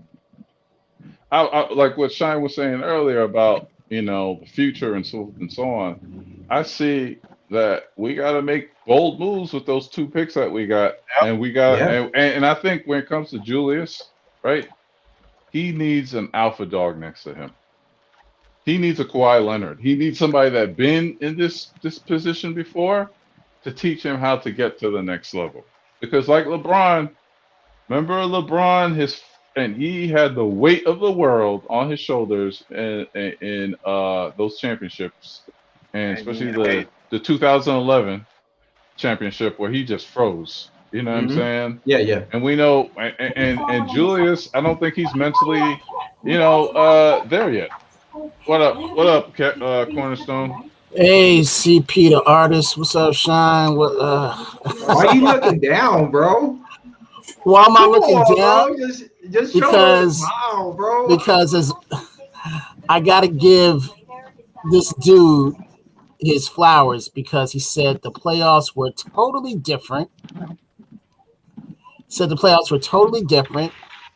And I went up and down. Says, yeah, I don't care because we've beaten this team 3 times. But that was after last night. I was thinking to myself, this was the recollection that I thought we would win because without all right. Let me start back. I thought we would win with everything clicking. Mainly our 2 guys, and RJ and Randle, and it's gone totally the opposite. Everybody else has come into play, but these guys have not shown up, and I don't know. Before someone cut you off, who's that guy? Who's that guy that said that? That was you, CC. That's what I'm talking about. Yo, Cornerstone. Hey, Cap, you gotta say with your chest. Say with your chest, bro. Cornerstone. Cornerstone. I too thought we were gonna win, right? But then when everybody kept saying the reason why we're gonna win, they just kept saying that we beat Atlanta 3 times in the regular season, and that concerned me because I'm like, damn, that's all we have. I mean, I don't know if we can say damn on here, but I was like, that's all we have because if we look at it, I think the first game or the second game, Capella didn't play. So that's a difference maker. And the third game, we were getting blown out until Trae Young went down, and then we came back and won. Yeah. So when people kept referring to, we could do it again, and I kept saying that I hope they're seeing something else besides the fact that we beat them in the regular season because it's not the same thing. Because now they're fully healthy, and we don't have Mitch. Because Mitch is our X factor. Because Mitch and Ntilikina is what I thought our X factor would be against them. Yeah, so that's why. Did you hear about Mitch's? Mm-hmm. Did y'all hear about Mitch's? I don't know, social media thing. Yeah, I didn't see the latest. What's the latest? He said, "Damn, I just want to play something like that." Right. Okay, so that tells me that to him he's healthy and he wants to get in. I hope this doesn't turn into like another Donovan Mitchell thing when he was left out of game 1 and he mouthed off and everything. I hope we're not there and everything. I think he's recovered, but I think they don't want to put him in there because he hasn't played or because he's not. I think Tibbs, before he wants to let you in, you have to be conditioned, and I don't think he's conditioned, and I don't think they want to let him play because of that. My thing is too, he broke his foot. Right. He broke his foot, man. I think maybe he's playing for his next contract. Exactly. I was about to say that too.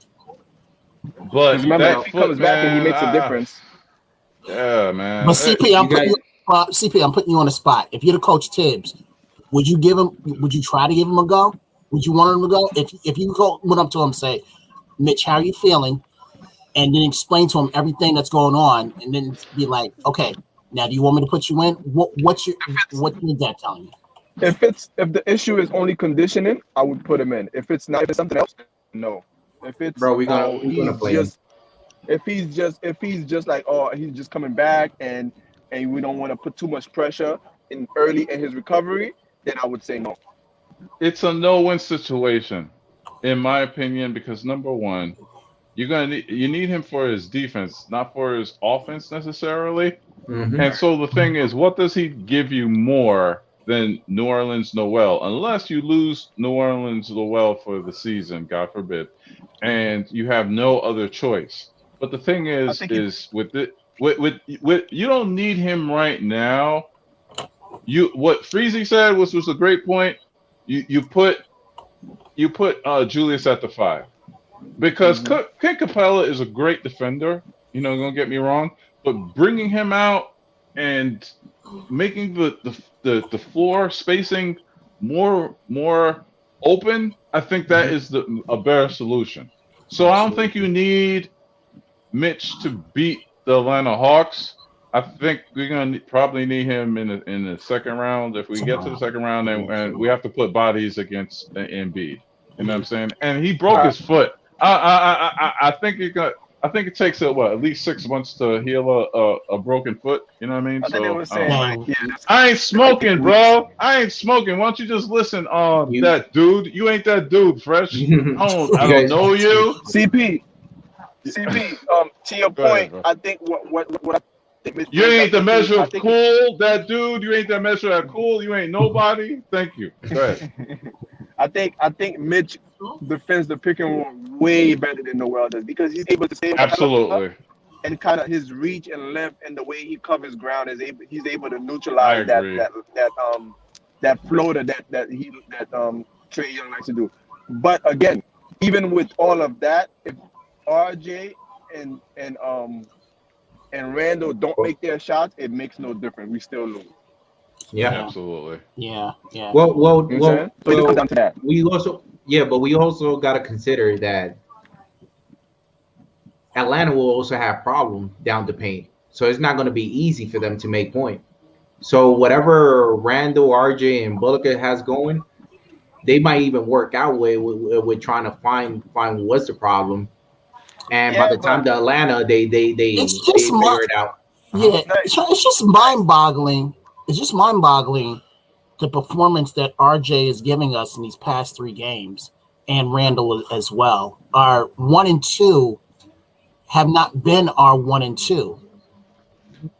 These first 3 games, and they've been our 1 and 2 for the entire season. Yeah, RJ, go ahead. Yeah. You know what it is, Kevin, right? In the playoffs, different from the regular season, is that you play a different team mostly, every other game, right? You play a different team. In the playoffs, they are focusing on your weaknesses and your strengths, and they're trying to take away your strengths and put an overestimation on your weaknesses. You know what I'm saying? So the thing is, it's like they're gonna be like, "Hey, Julius Randle's our best player. RJ, statistically, analytically, whatever, is poor if you have a hand in his face and he's shooting a jumper. Yeah. Reggie Bullock, he's more effective in this. You start to take away these things, and then what do you have? Now you have where as a team, you have to reinvent the wheel. Now your team has to be forced to do things that they're uncomfortable with, and do things that are outside of their comfort zone. That's why Emmanuel Quickly, he's so used to getting that floater and getting the foul. He's not getting that in the playoffs. Right. No, he's not. And also to your point, it's also up to Tibbs, him with his substitution and his schemes, that he has to think outside as well. So what you just said about the players also has to apply to Tibbs as well. I agree. And I agree. I don't know. Now it's one thing for the players to adjust and do whatever, but is the coach going to do that? I agree. So I'm going to give you guys something from left field. Keep on watching the CBSSport.com/NBA/injury report, because I have a feeling like Mitchell Robinson let's say where he's at right now is going to be updated. It's going to be updated. And that will let you know pretty much if he's coming or not, because I don't know. I really have a hunch that he is going to come, but he's not coming alone. Nice. When you say they he's don't play he's not him, coming along, go ahead. I'm sorry. Go ahead. You know what I mean. You know what I Luka, mean. I just say Luka, Luka's not playing. I need Nah, you guys need to get. He's not playing. He he's hasn't played he's with the gonna team. play. He's never Nah, played with the team. I don't He think hasn't so, practiced man. with the team. He hasn't Yeah. practiced with the team. You can't put him in the playoff. They're gonna. We're gonna get blown out by 50 if that happens. He That would be hasn't the practiced big. yet. That would be the biggest Rudy moment of Yeah. all time. I'm just He saying. hasn't I'm even just Or saying. All right, all Waterboy. right. Or Waterboy. Let's Remember Waterboy? Sean. Yeah. Well, here's the Sean, thing. Here's the thing. Tomorrow's game. let me say Go this ahead. real quick. Yeah, go ahead. Go ahead. Real Go ahead. quick. Yeah, go ahead. Let's put our thinking cap just for a moment and just think in this way. We gave this dude a contract that doesn't start next year, but this year. So Yeah. we already paying him for this year. You had to do that to get him away from his contract this year, or else you would have Regardless, to wait. but regardless, what's the only year that he has guaranteed? Yeah, but you can say that about Powell, dog. No, Powell got a but contract this year. He ain't playing. Frank I mean, got a contract. I see where He ain't I see where he's going a little bit, because we went above and beyond to get him over here. We did go beyond. We did that, but remember, we did that to cut the line, basically, because he was gonna hit free agency this summer. So we just basically got him early, but just Sean, to avoid having to bid for him in the summertime. Sean, but one thing that makes sense is if you're gonna give him a contract and expect him to be here 2 to 3 years, why not guarantee him for 2 to 3 more years and give him that fourth one being optional or a team decision? Why would you want to do that? But that's what I'm trying to say. I thought we were being frugal. We have to be. I mean, But he hasn't proved anything, so that's why. Nice. He just got his first COVID shot, man. By the time he gets his second one, he can't even play. He can't even play. When was it? Recently. I think it was like over the weekend. Last Friday. Like that. Last Friday. Okay, and it's like 10 days started from there. Oh, you mean last Friday of the last week, not yesterday? Yeah, not yesterday. Okay. And here's so the thing. if we start chemistry. If we start counting that, but the way that, all right, let's not even touch nobody in the bench. And there's nights that EP has it. There's a lot of nights that he doesn't have it. But if worst case scenario, we trying to think outside the box. We're about to lose. We're about to win. It doesn't matter because there's nothing else that we could lose. The way that the team is playing, we don't have nothing to lose. Right. The one thing I didn't count on, the one thing that a lot of us didn't count on, was Randle and RJ having the games that they're having right now, which is not matching up to the expectations that we thought this team would, would Well, go. I'll be honest with you. This is why I kept on saying we needed help. And, right. This is not surprising me. It's not surprising me. Because I didn't. Because CP. I was under the impression. Wait, I was under the notion that we weren't going to need it because our number one and number two were going to be our number one and number two, and that has been far from it. It's taking how old is Rose? Rose is what? 32. 32. It's taken a 32-year-old to keep us in all three of these games outside of our outside of Randle. Go ahead, yeah. And Kev, his bad game is coming. Yeah. We never thought about that. Yeah. His bad game is coming because he's 32 years old and everybody has a bad game. Look at LeBron and AD. They have bad games. Yeah, yes. It's coming. It's going to come. It's coming. Because it's natural. But the thing is that they had their flaws. I'm sorry, man. I'm a perfectionist. I got a little OCD. When I cut my lawn, I like to do the edges and keep it clean. I got OCD, right? My girl is fine. You know what I'm saying? It's just what it is. You have to throw that in there, Cornerstone. Anyway, I'm a perfectionist, right? And so the thing was, it was like the games like what we seen with Phoenix and the games that we seen versus Denver. Yes, right? We were showing our flaws, bro. And I was like, man, against good teams, it's like, yo, like look at the Phoenix right now, right? They're showing the colors. You know what I'm saying? Yeah, they are. So funny. What's so funny, man? Am I get killed in the chat?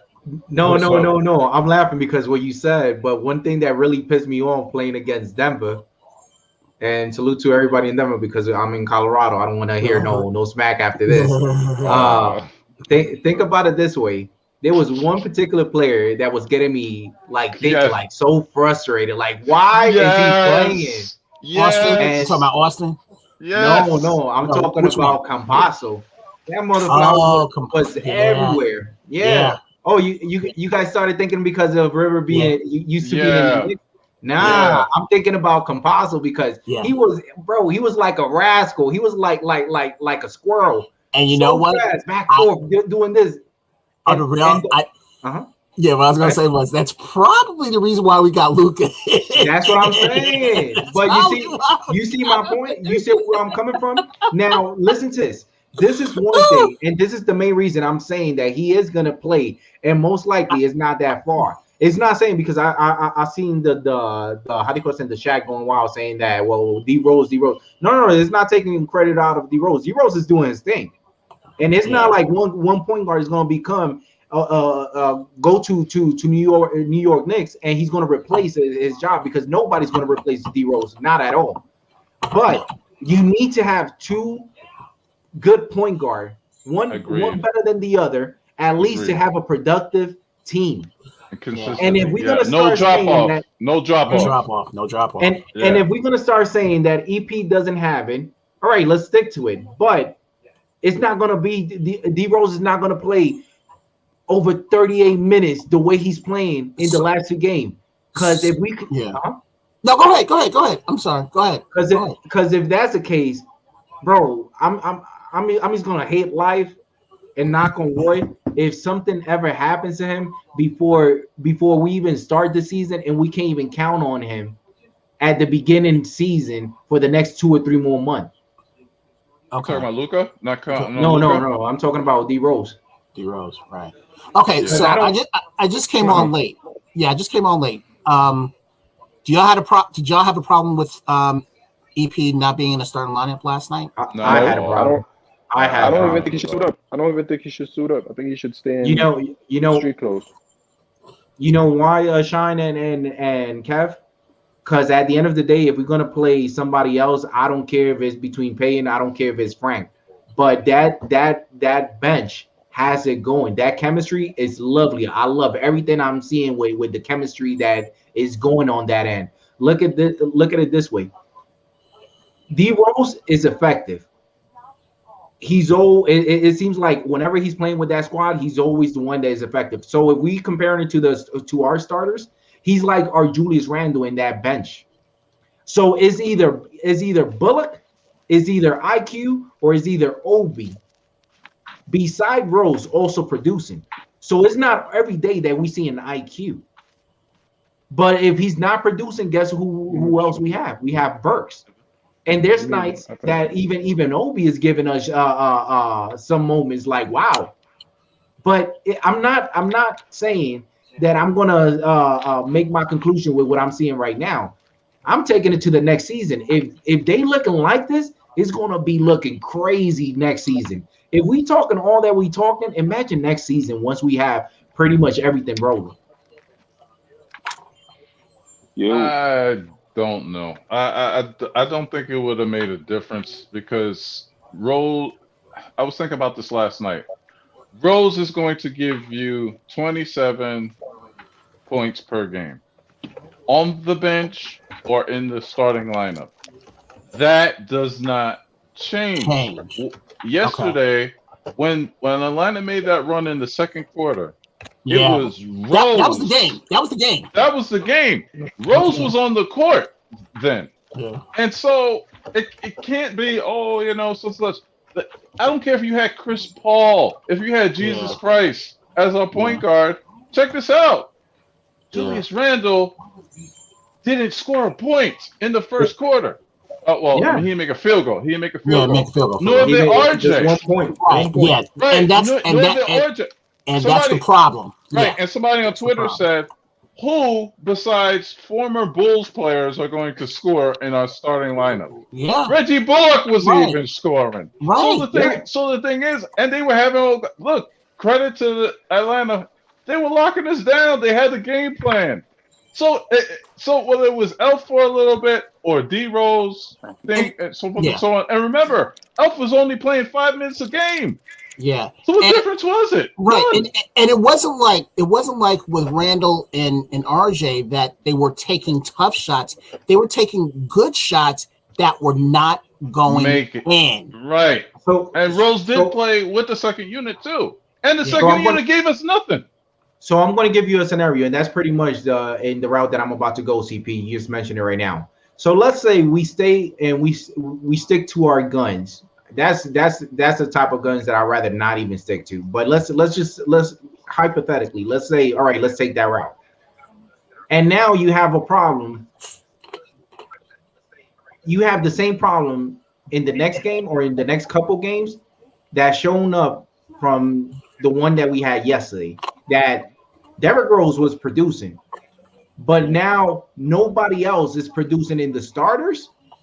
And once you bring in the bench is now looking lost.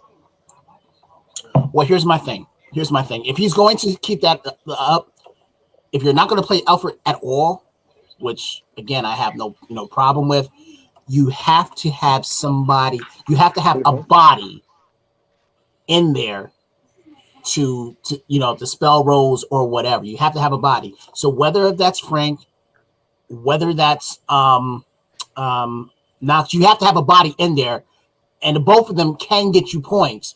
It's just the defense. Well, the defense on Knox is very debatable. You need a body in there. That's if you're going to go away from Alfred completely. Rose I'm going to say this. I'm going to say this, right? Mm-hmm. Okay, little history.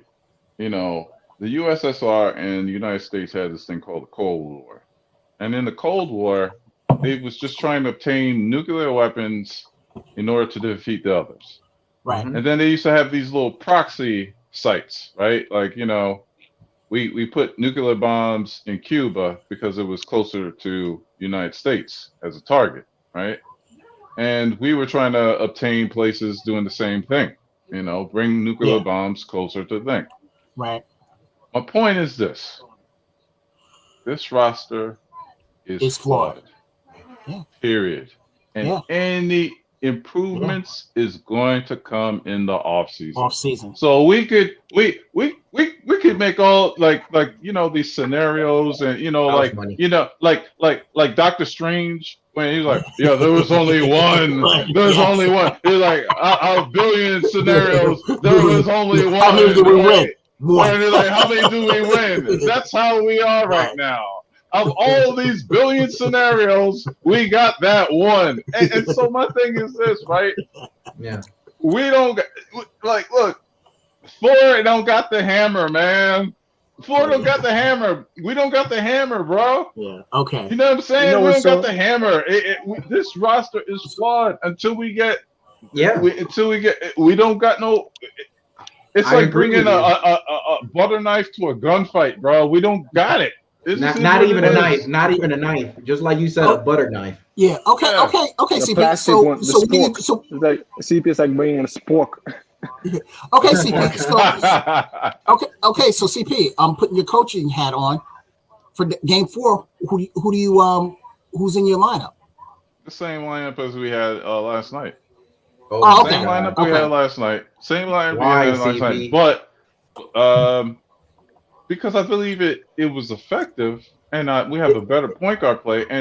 But let me finish. Yeah. But this is what I would do. This is the adjustment I would make going forward. After the first quarter, I would put like what Freezy said. I put Julius at the 5 and bring Knox or another shooter at the 4. Spread the court a lot more.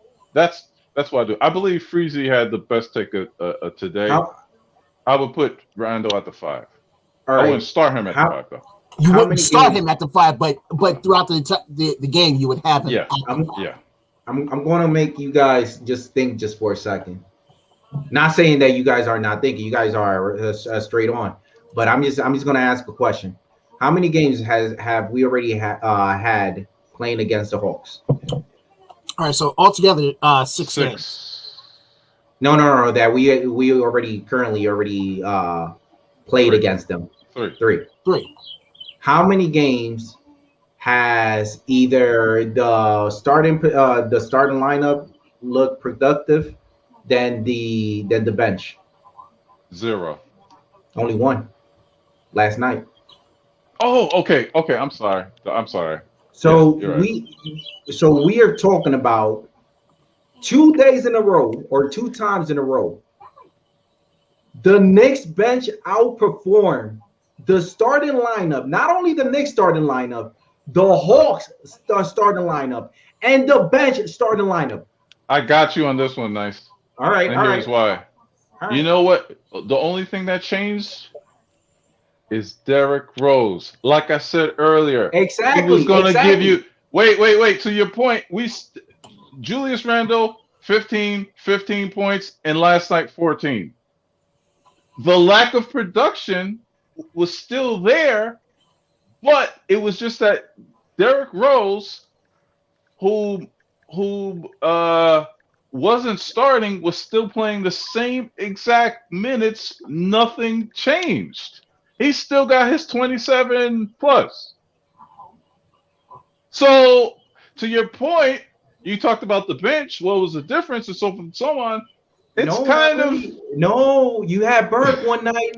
Quickly also. When Quickly was going off, because even Burks looked even. All right, he had the best score throughout that night compared to all the Knicks player that we had in one night. Then it was D Rose. And then again, it's D Rose. True. So D Rose on that night that Burks went crazy, D Rose wasn't that far away. You're right.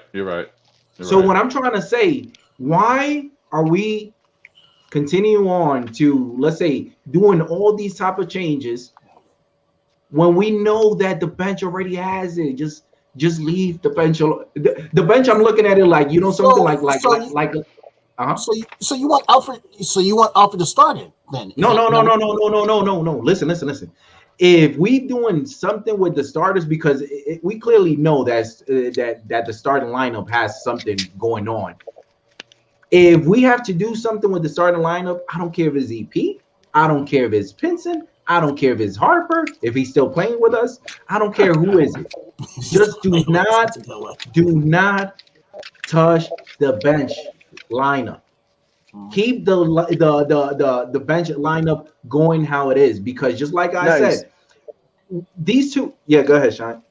No, but I'm not for cutting you off. Go ahead. No, you good. No, I was gonna say I agree with you, which is why from even before the Lakers game, I kept saying this is a clear-cut decision to put Frank at the starting lineup. I agree with that Frank one. Starting at the point guard, because his length would have gave. I'm not saying he would have shut down Trae Young, but his length would have stopped him from driving to the lane so easy and laying it up and throwing up the lob. Sean, I've been preaching that since And I was calling it like 2 weeks before the playoffs, because I'm like, EP is not going to give us nothing, because he takes petty steps when he's chasing the guards, and he doesn't run back and on defense, and at least Frank would have picked him up full court. Yeah. And here's the other thing. And CP will agree to this. Who shoots the three better between him and EP? Between Frank and EP. Frank. Right. Yeah. Yeah. I was gonna say this. Right. If you put Frank with Quickly and Burke, right, Frank will do the dirty work of guarding Lou Williams. He'll do the dirty work of Hoyer or whomever that they'll get off the bench, and he will guard Trae Young, right? He is the dirty work guy that gives you, as an offensive player, more energy, and it takes away energy from the Hawks. And there's getting into the offense, and that way you could think. And so I think And when RJ isn't playing well, right? Stop trying to allow him to shoot out of his funk, right? Yes. Make a quicker leash, put Burke in, and then play Frank quickly and Burke together. You know what I'm saying? And interchange. Maybe put Frank on the shooting guard. You could put him on a small forward. You can put him at 3 positions to slow down the momentum, because we've seen him do this against the Sacramento Kings. Yes, and that's the stubbornness. That's the stubbornness of Tibbs that drives me crazy. It's not Tibbs. It's not Tibbs. Yeah, because he's the coach. He's not gonna put him in. It's not. It's Tibbs the coach. If it's anything that has to do with the player, I'll give it to you. It is Tibbs, but it's because he doesn't want to change too many things, and he's really trying to help Julius Randle. Right now, his form of thinking is, I gotta get this dude out of the bubble, because we all believe, and I have a feeling, I have a hunch, bro, that the Knicks is gonna blow up anytime. It's just a matter of time. We're gonna go to Philly, but we cannot go to Philly having this dude unprepared and taking him to Philly in the state mind where he's at right now. So he's trying to do, bro, it's like playing dominoes. He's trying to do all he can to give this dude all the type of ammunition so that Randle dominoes could get simple, bro. Not dominoes. It's very. Please say very chess. simple. Please say chess. Might as well. I'll take How it about back. hey, CP? How about triominoes? Remember triominoes back in the day? I never played that. You never played triominoes? So how many points? How many points did the Knicks bench had in the first game? I don't know. It was a lot. It was a lot. 64 points versus 41 points of the starters. Right. Now, who looks like an actual starter? Again, you keep making my point, man. You keep making my point. No. You want to know why? Because it's not only one. You have Alex Burks. You have Obi. You have Quickly. They are playing in a different way. They're not playing defense. Their main focus is, okay, we'll play somewhat defense, but our main focus, get the ball quick, go to the other side and shoot. Haven't we seen that Derrick Rose, he has it in the other end?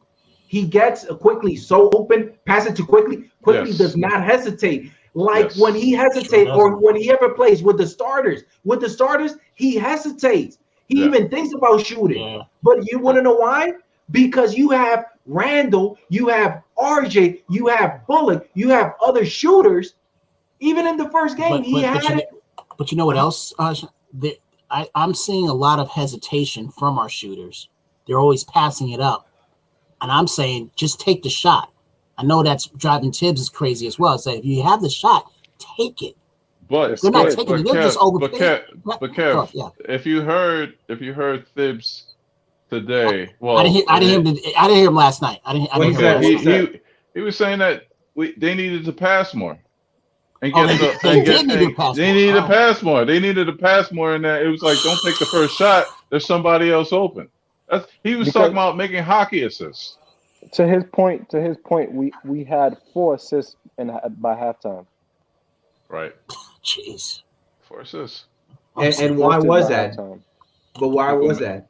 People missing shots and exactly. People was missing shots.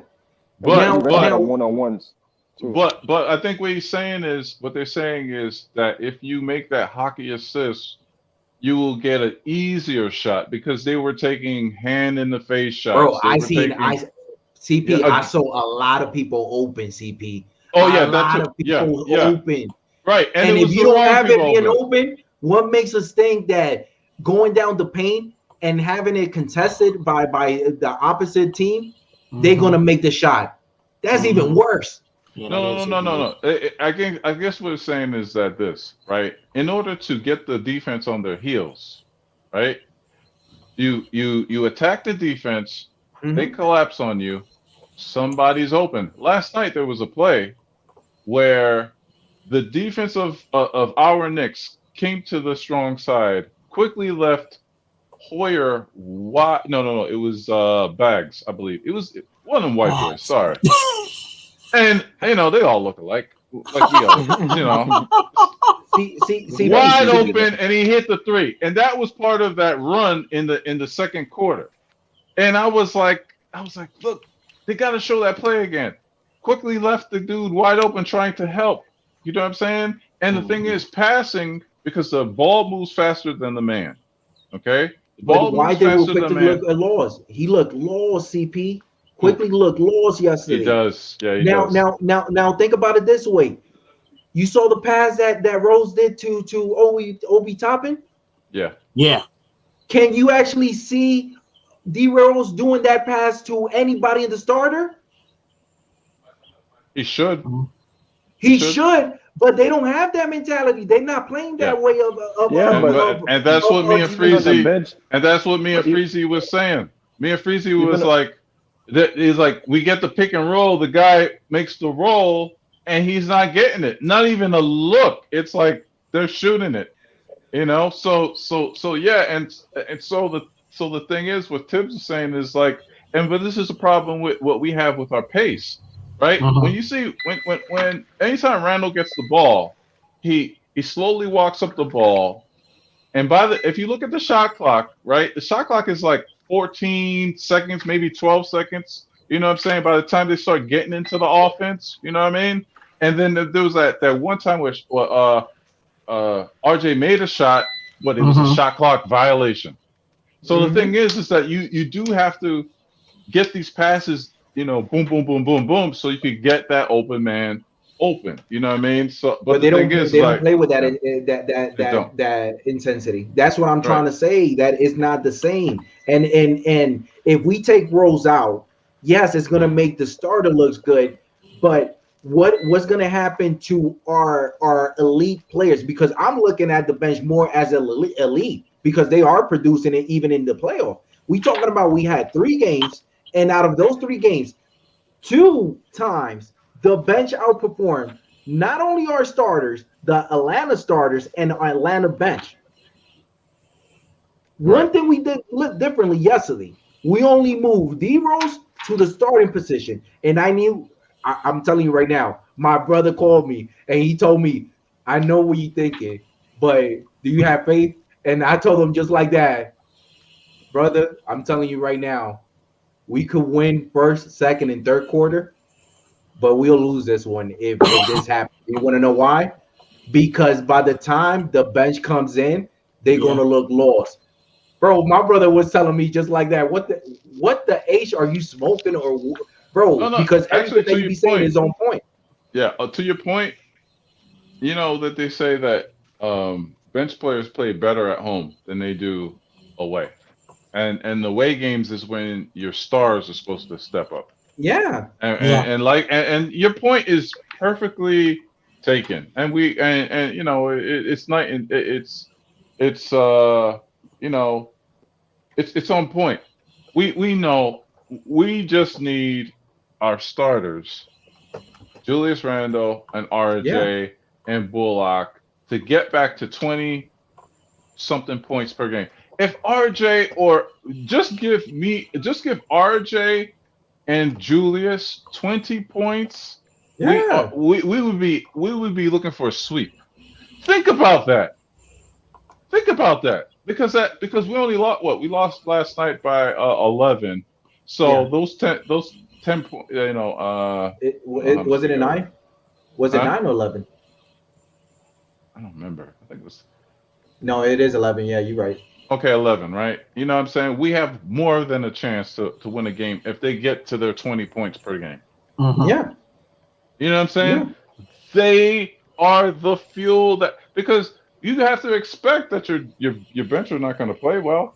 But the problem is that our stars are not coming. Exactly. And none of us on this panel were counting on that of our 1 and 2 not producing. We weren't counting on that. I did because unless you have somebody on the court to help them take away the pressure, because Atlanta's like, look, we're going to take away your best weapons and hope and let somebody else beat us. Think about this, right? They're saying, hey, if we contain Julius, right? Is RJ gonna beat us? Is Bullock gonna beat us? We know New Orleans Noel ain't. We know Alfred Payton wasn't. Right. CP, but CP, Kev, and Shine. Quick question: is this the first time that the bench has taken us out of a tough situation? Is this the first time that the bench? Wait, say that question one more time. Is this the first time we saw the on the second game that we was down? What was it? We was down 15 or something like that, around there. It was close to 15 or something like that. The third quarter. Yeah, was that the first time that the bench actually got us out of tough situation? No.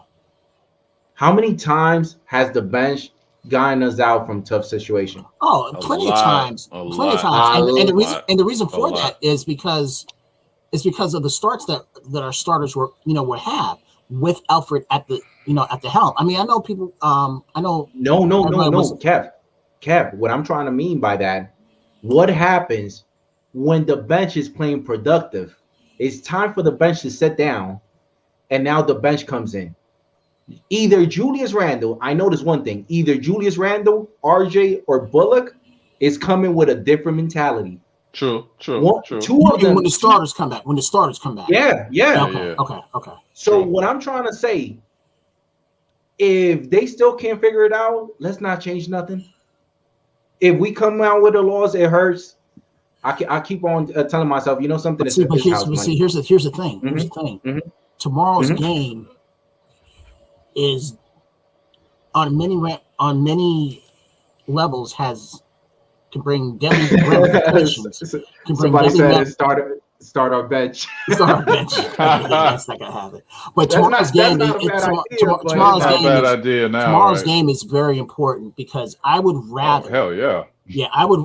I want to win tomorrow because if you lose tomorrow, that means that you literally have to beat the Hawks 3 straight times. Yeah. I don't want to put my chips on that. No. I don't want to put my chips on that. I'd rather get this win. This series is reminding me of 2013. You know how I feel, You remember CP? Yeah, you remember man. that? Yeah. That's what it reminded me of. Yeah. You guys want to know how I really feel? We are damned if we do, and we are damned if we don't. So at the end of the day, look, just focus on the positive. If Julius Randle continues to play this way, by the time his contract is up, we're gonna no. I'm telling you right now, we might end up keeping Randle, but we're not gonna keep him in the way that he wanted because maybe he's looking for an X amount of money, and because of his performance of the playoff, now that might have done a real bad impact on his end. So a lot of teams might not see him like that. The way the league might see him, like you never know. You never know how people think.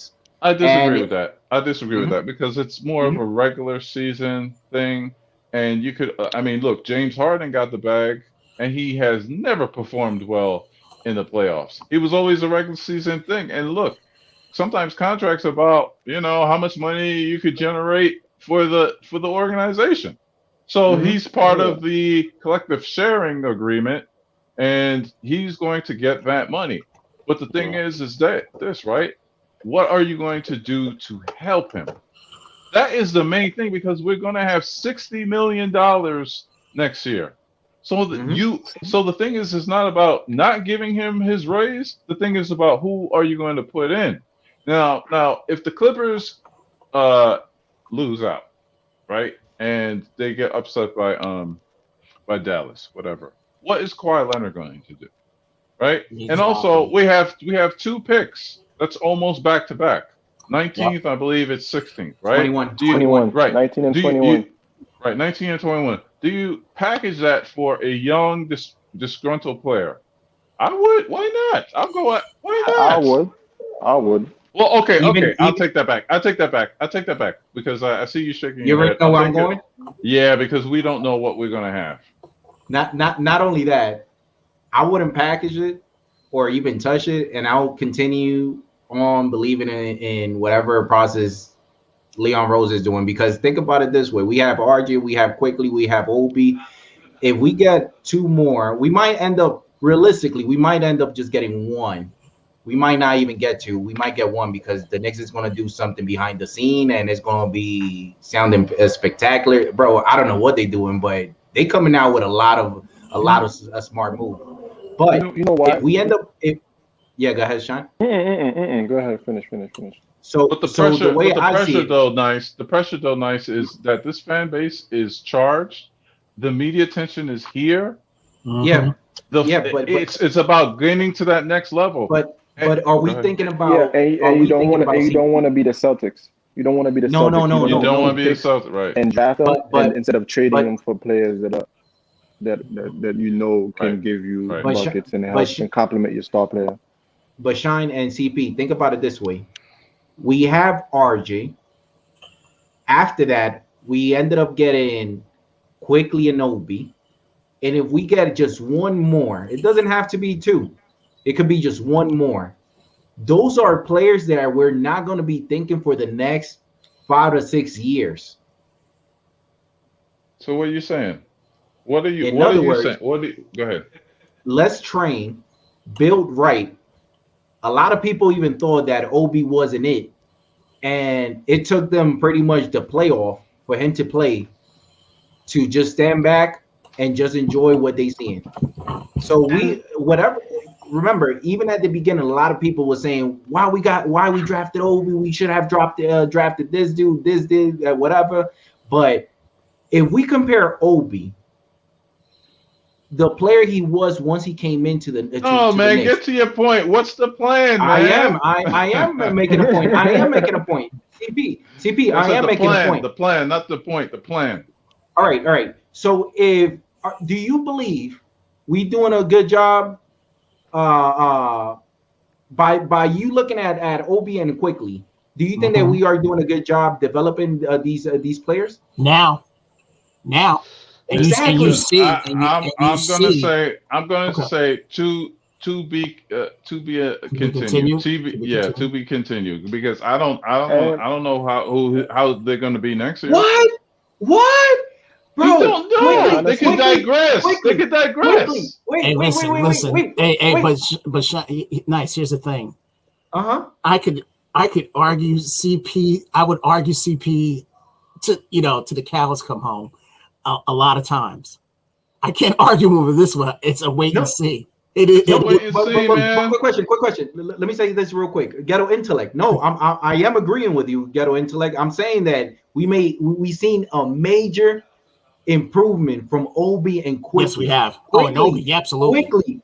Quickly. Even though, because I feel like sometimes the Knicks fan base, they have like that amnesia or whatever you call it. Those 5 seconds, like you remember one thing, but then you forget it because he's not producing in 10 seconds after that. Let me just finish real quick. CP, real quick. Now think about it this way. Once Quickly got in here, nobody was expecting too much about Quickly and expecting more about Obi. And then once they started making all the comparison, it reversed. Everybody was saying, "Oh, Quickly, top 5." One time it was, top 10 rookie. No, top 5 rookie. I'm saying that whatever they doing, whenever they have their sight to a certain player in the draft, they drafting right. They doing their thing. A lot of people were saying about Quickly and Obi, but they don't have defense. Game 1, didn't you guys see defense? They was playing solid defense. Yeah, they were. I don't know about that. I still Quickly was getting bust. He was getting bust. You think so? He was playing better defense. Well, he was playing against Gallinari. Now, last night you have a definite point. The first game, both of them was playing solid defense. It wasn't solid too. Not really. But Nick, hopefully you got your point off because I'm good. I'm good. Like, okay, so I said to be seen because we do not know. I thought that Kyle Kuzma was the greatest thing, but Kyle Kuzma went down. How many You years know he what been I'm in the saying? league? How many years he been in the league? He's Fork. He's been Neil Keena's draft.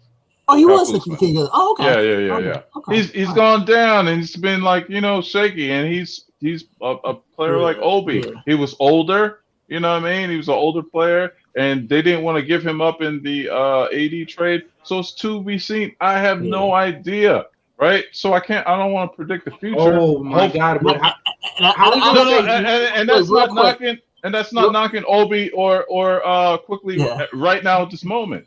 But how are we going to say? I gotta get that GI. I gotta get that GI real quick. If he doesn't think this is 2013, he's nuts. All right, go ahead. Real quick, CP. We are not supposed to be where we at right now. The position that we had. This is what I keep on saying. How can we think that is to be continued when NBA TV, ESPN had us 25. Bro, we gotta give these people credit, bro. CP, come on, man. Listen, we gotta give these. I don't know. I can't predict the future. I had to apologize. I was like, "Yo, Obi is better than I thought." I don't know. Nice. I thought. I'm a Frank fan. I thought Frank was gonna be nicer than he is today. God, well, that was wrong. Well, well, here's the thing. If Tibbs was giving the burn, that'd probably be. Time out. Kevin Knox got 13 points his rookie year. Then it was a huge drop off. I don't know. So I said, anything. To be continued. I don't know. GI 2012. Okay, 2012, 2013. That year. And so so getting back to my point on the future, they got to be aggressive. They got to get players. I don't think it's a rebuilding anymore because we made the playoffs. Expectations are higher, and now it's going to be who are you going to re-sign? Who are you going to re-sign and who are you going to add with the $60 million that you're going to have underneath the cap?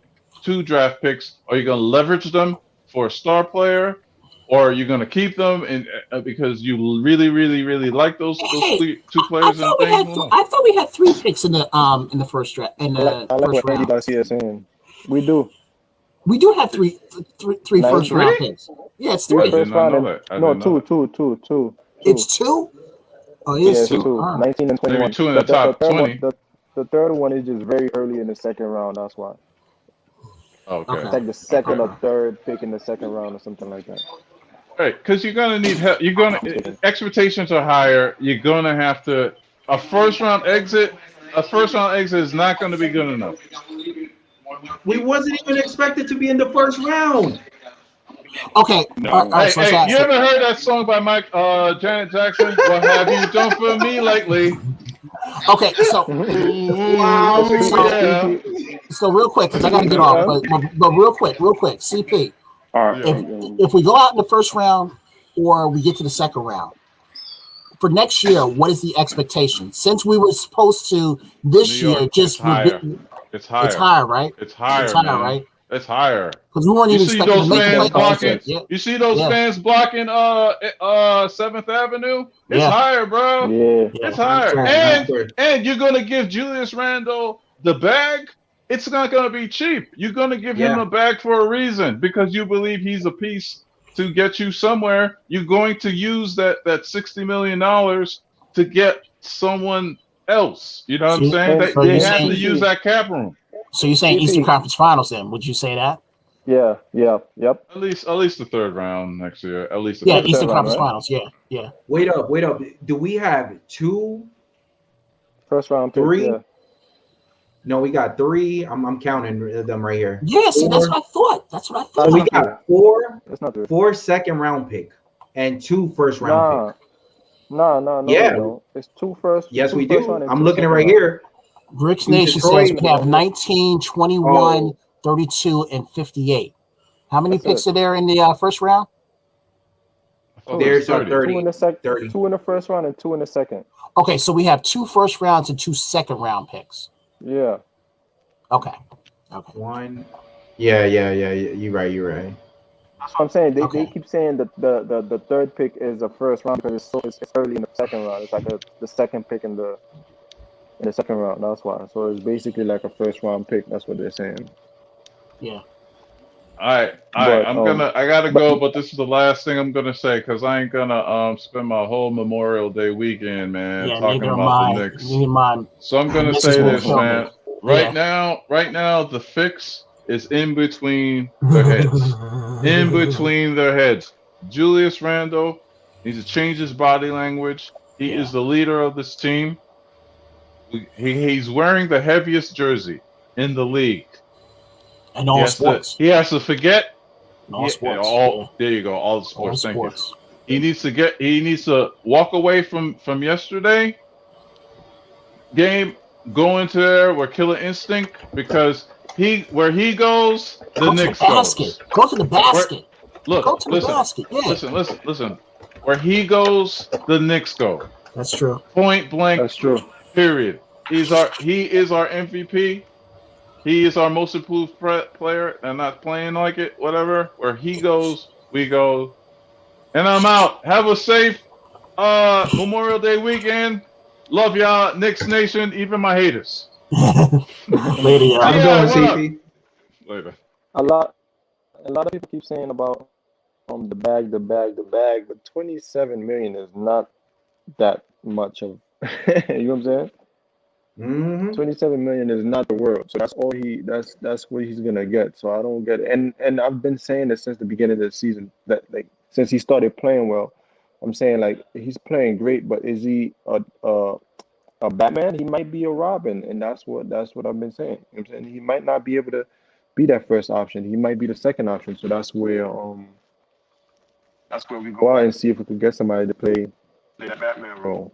You know what I'm saying? That's why I keep on saying, in order to not use the D word, but we're messed up what we do and we messed up what we don't, because at the end of the day, we could come to, let's say, negotiation and be like, yeah, we want to keep you, but you see your stock went down, whatever happens behind the closed door, and maybe he ends up taking less money than that. So it could be a plus. That's the way I see it. At the end of the day, one thing that keeps me motivated is that we're not supposed to be here where we at. And it was supposed to be a 2-year thing. This is a season where this is a series that we should have won, because as bad as it is, the first game we should have won it. We could have won it. Second game we won. This game was the worst game I think we've played. But regardless of that, no matter what changes you do to the starting lineup, if RJ and Randle don't hit their shots, it doesn't even matter. Definitely. You know what I'm saying? So because Randle, he's giving you 14 points when he's averaging 25, so that's 10 points you're missing. RJ is giving you 7 when he usually gets 17. That's 10 points he's missing. So you're missing what? You're missing 20 points every night, minimum. You know what I'm saying? Every night you're missing 20 points, and you're losing by 2 points, and you're losing by 10, and things like that. So unless they start hitting the shots, man, that's what we're gonna get. Definitely. Freezy, you gonna shut it down, or are you gonna bring people more Some people people in? were asking to get in, Freezy. They needed the link. Not- I don't know if you're shutting it down. Yeah, I gotta shut it down, bro, for the sake of not having the video be too long. But listen, All I right, appreciate guys, have a everybody good for one. coming through on the video chat. I appreciate everybody in the virtual chat, man. Y'all been crazy to chat. But I'm gonna be doing these lives all day long. You know what I'm saying? So I'll be around Yeah, at because they 8 got too long. all day. Yeah, but thank you everybody for jumping in. I'll probably holler at y'all around 5 o'clock. All right, brothers. All right, Have a good Freezy. one, and see you, Stay chat. safe. Stay safe. All right.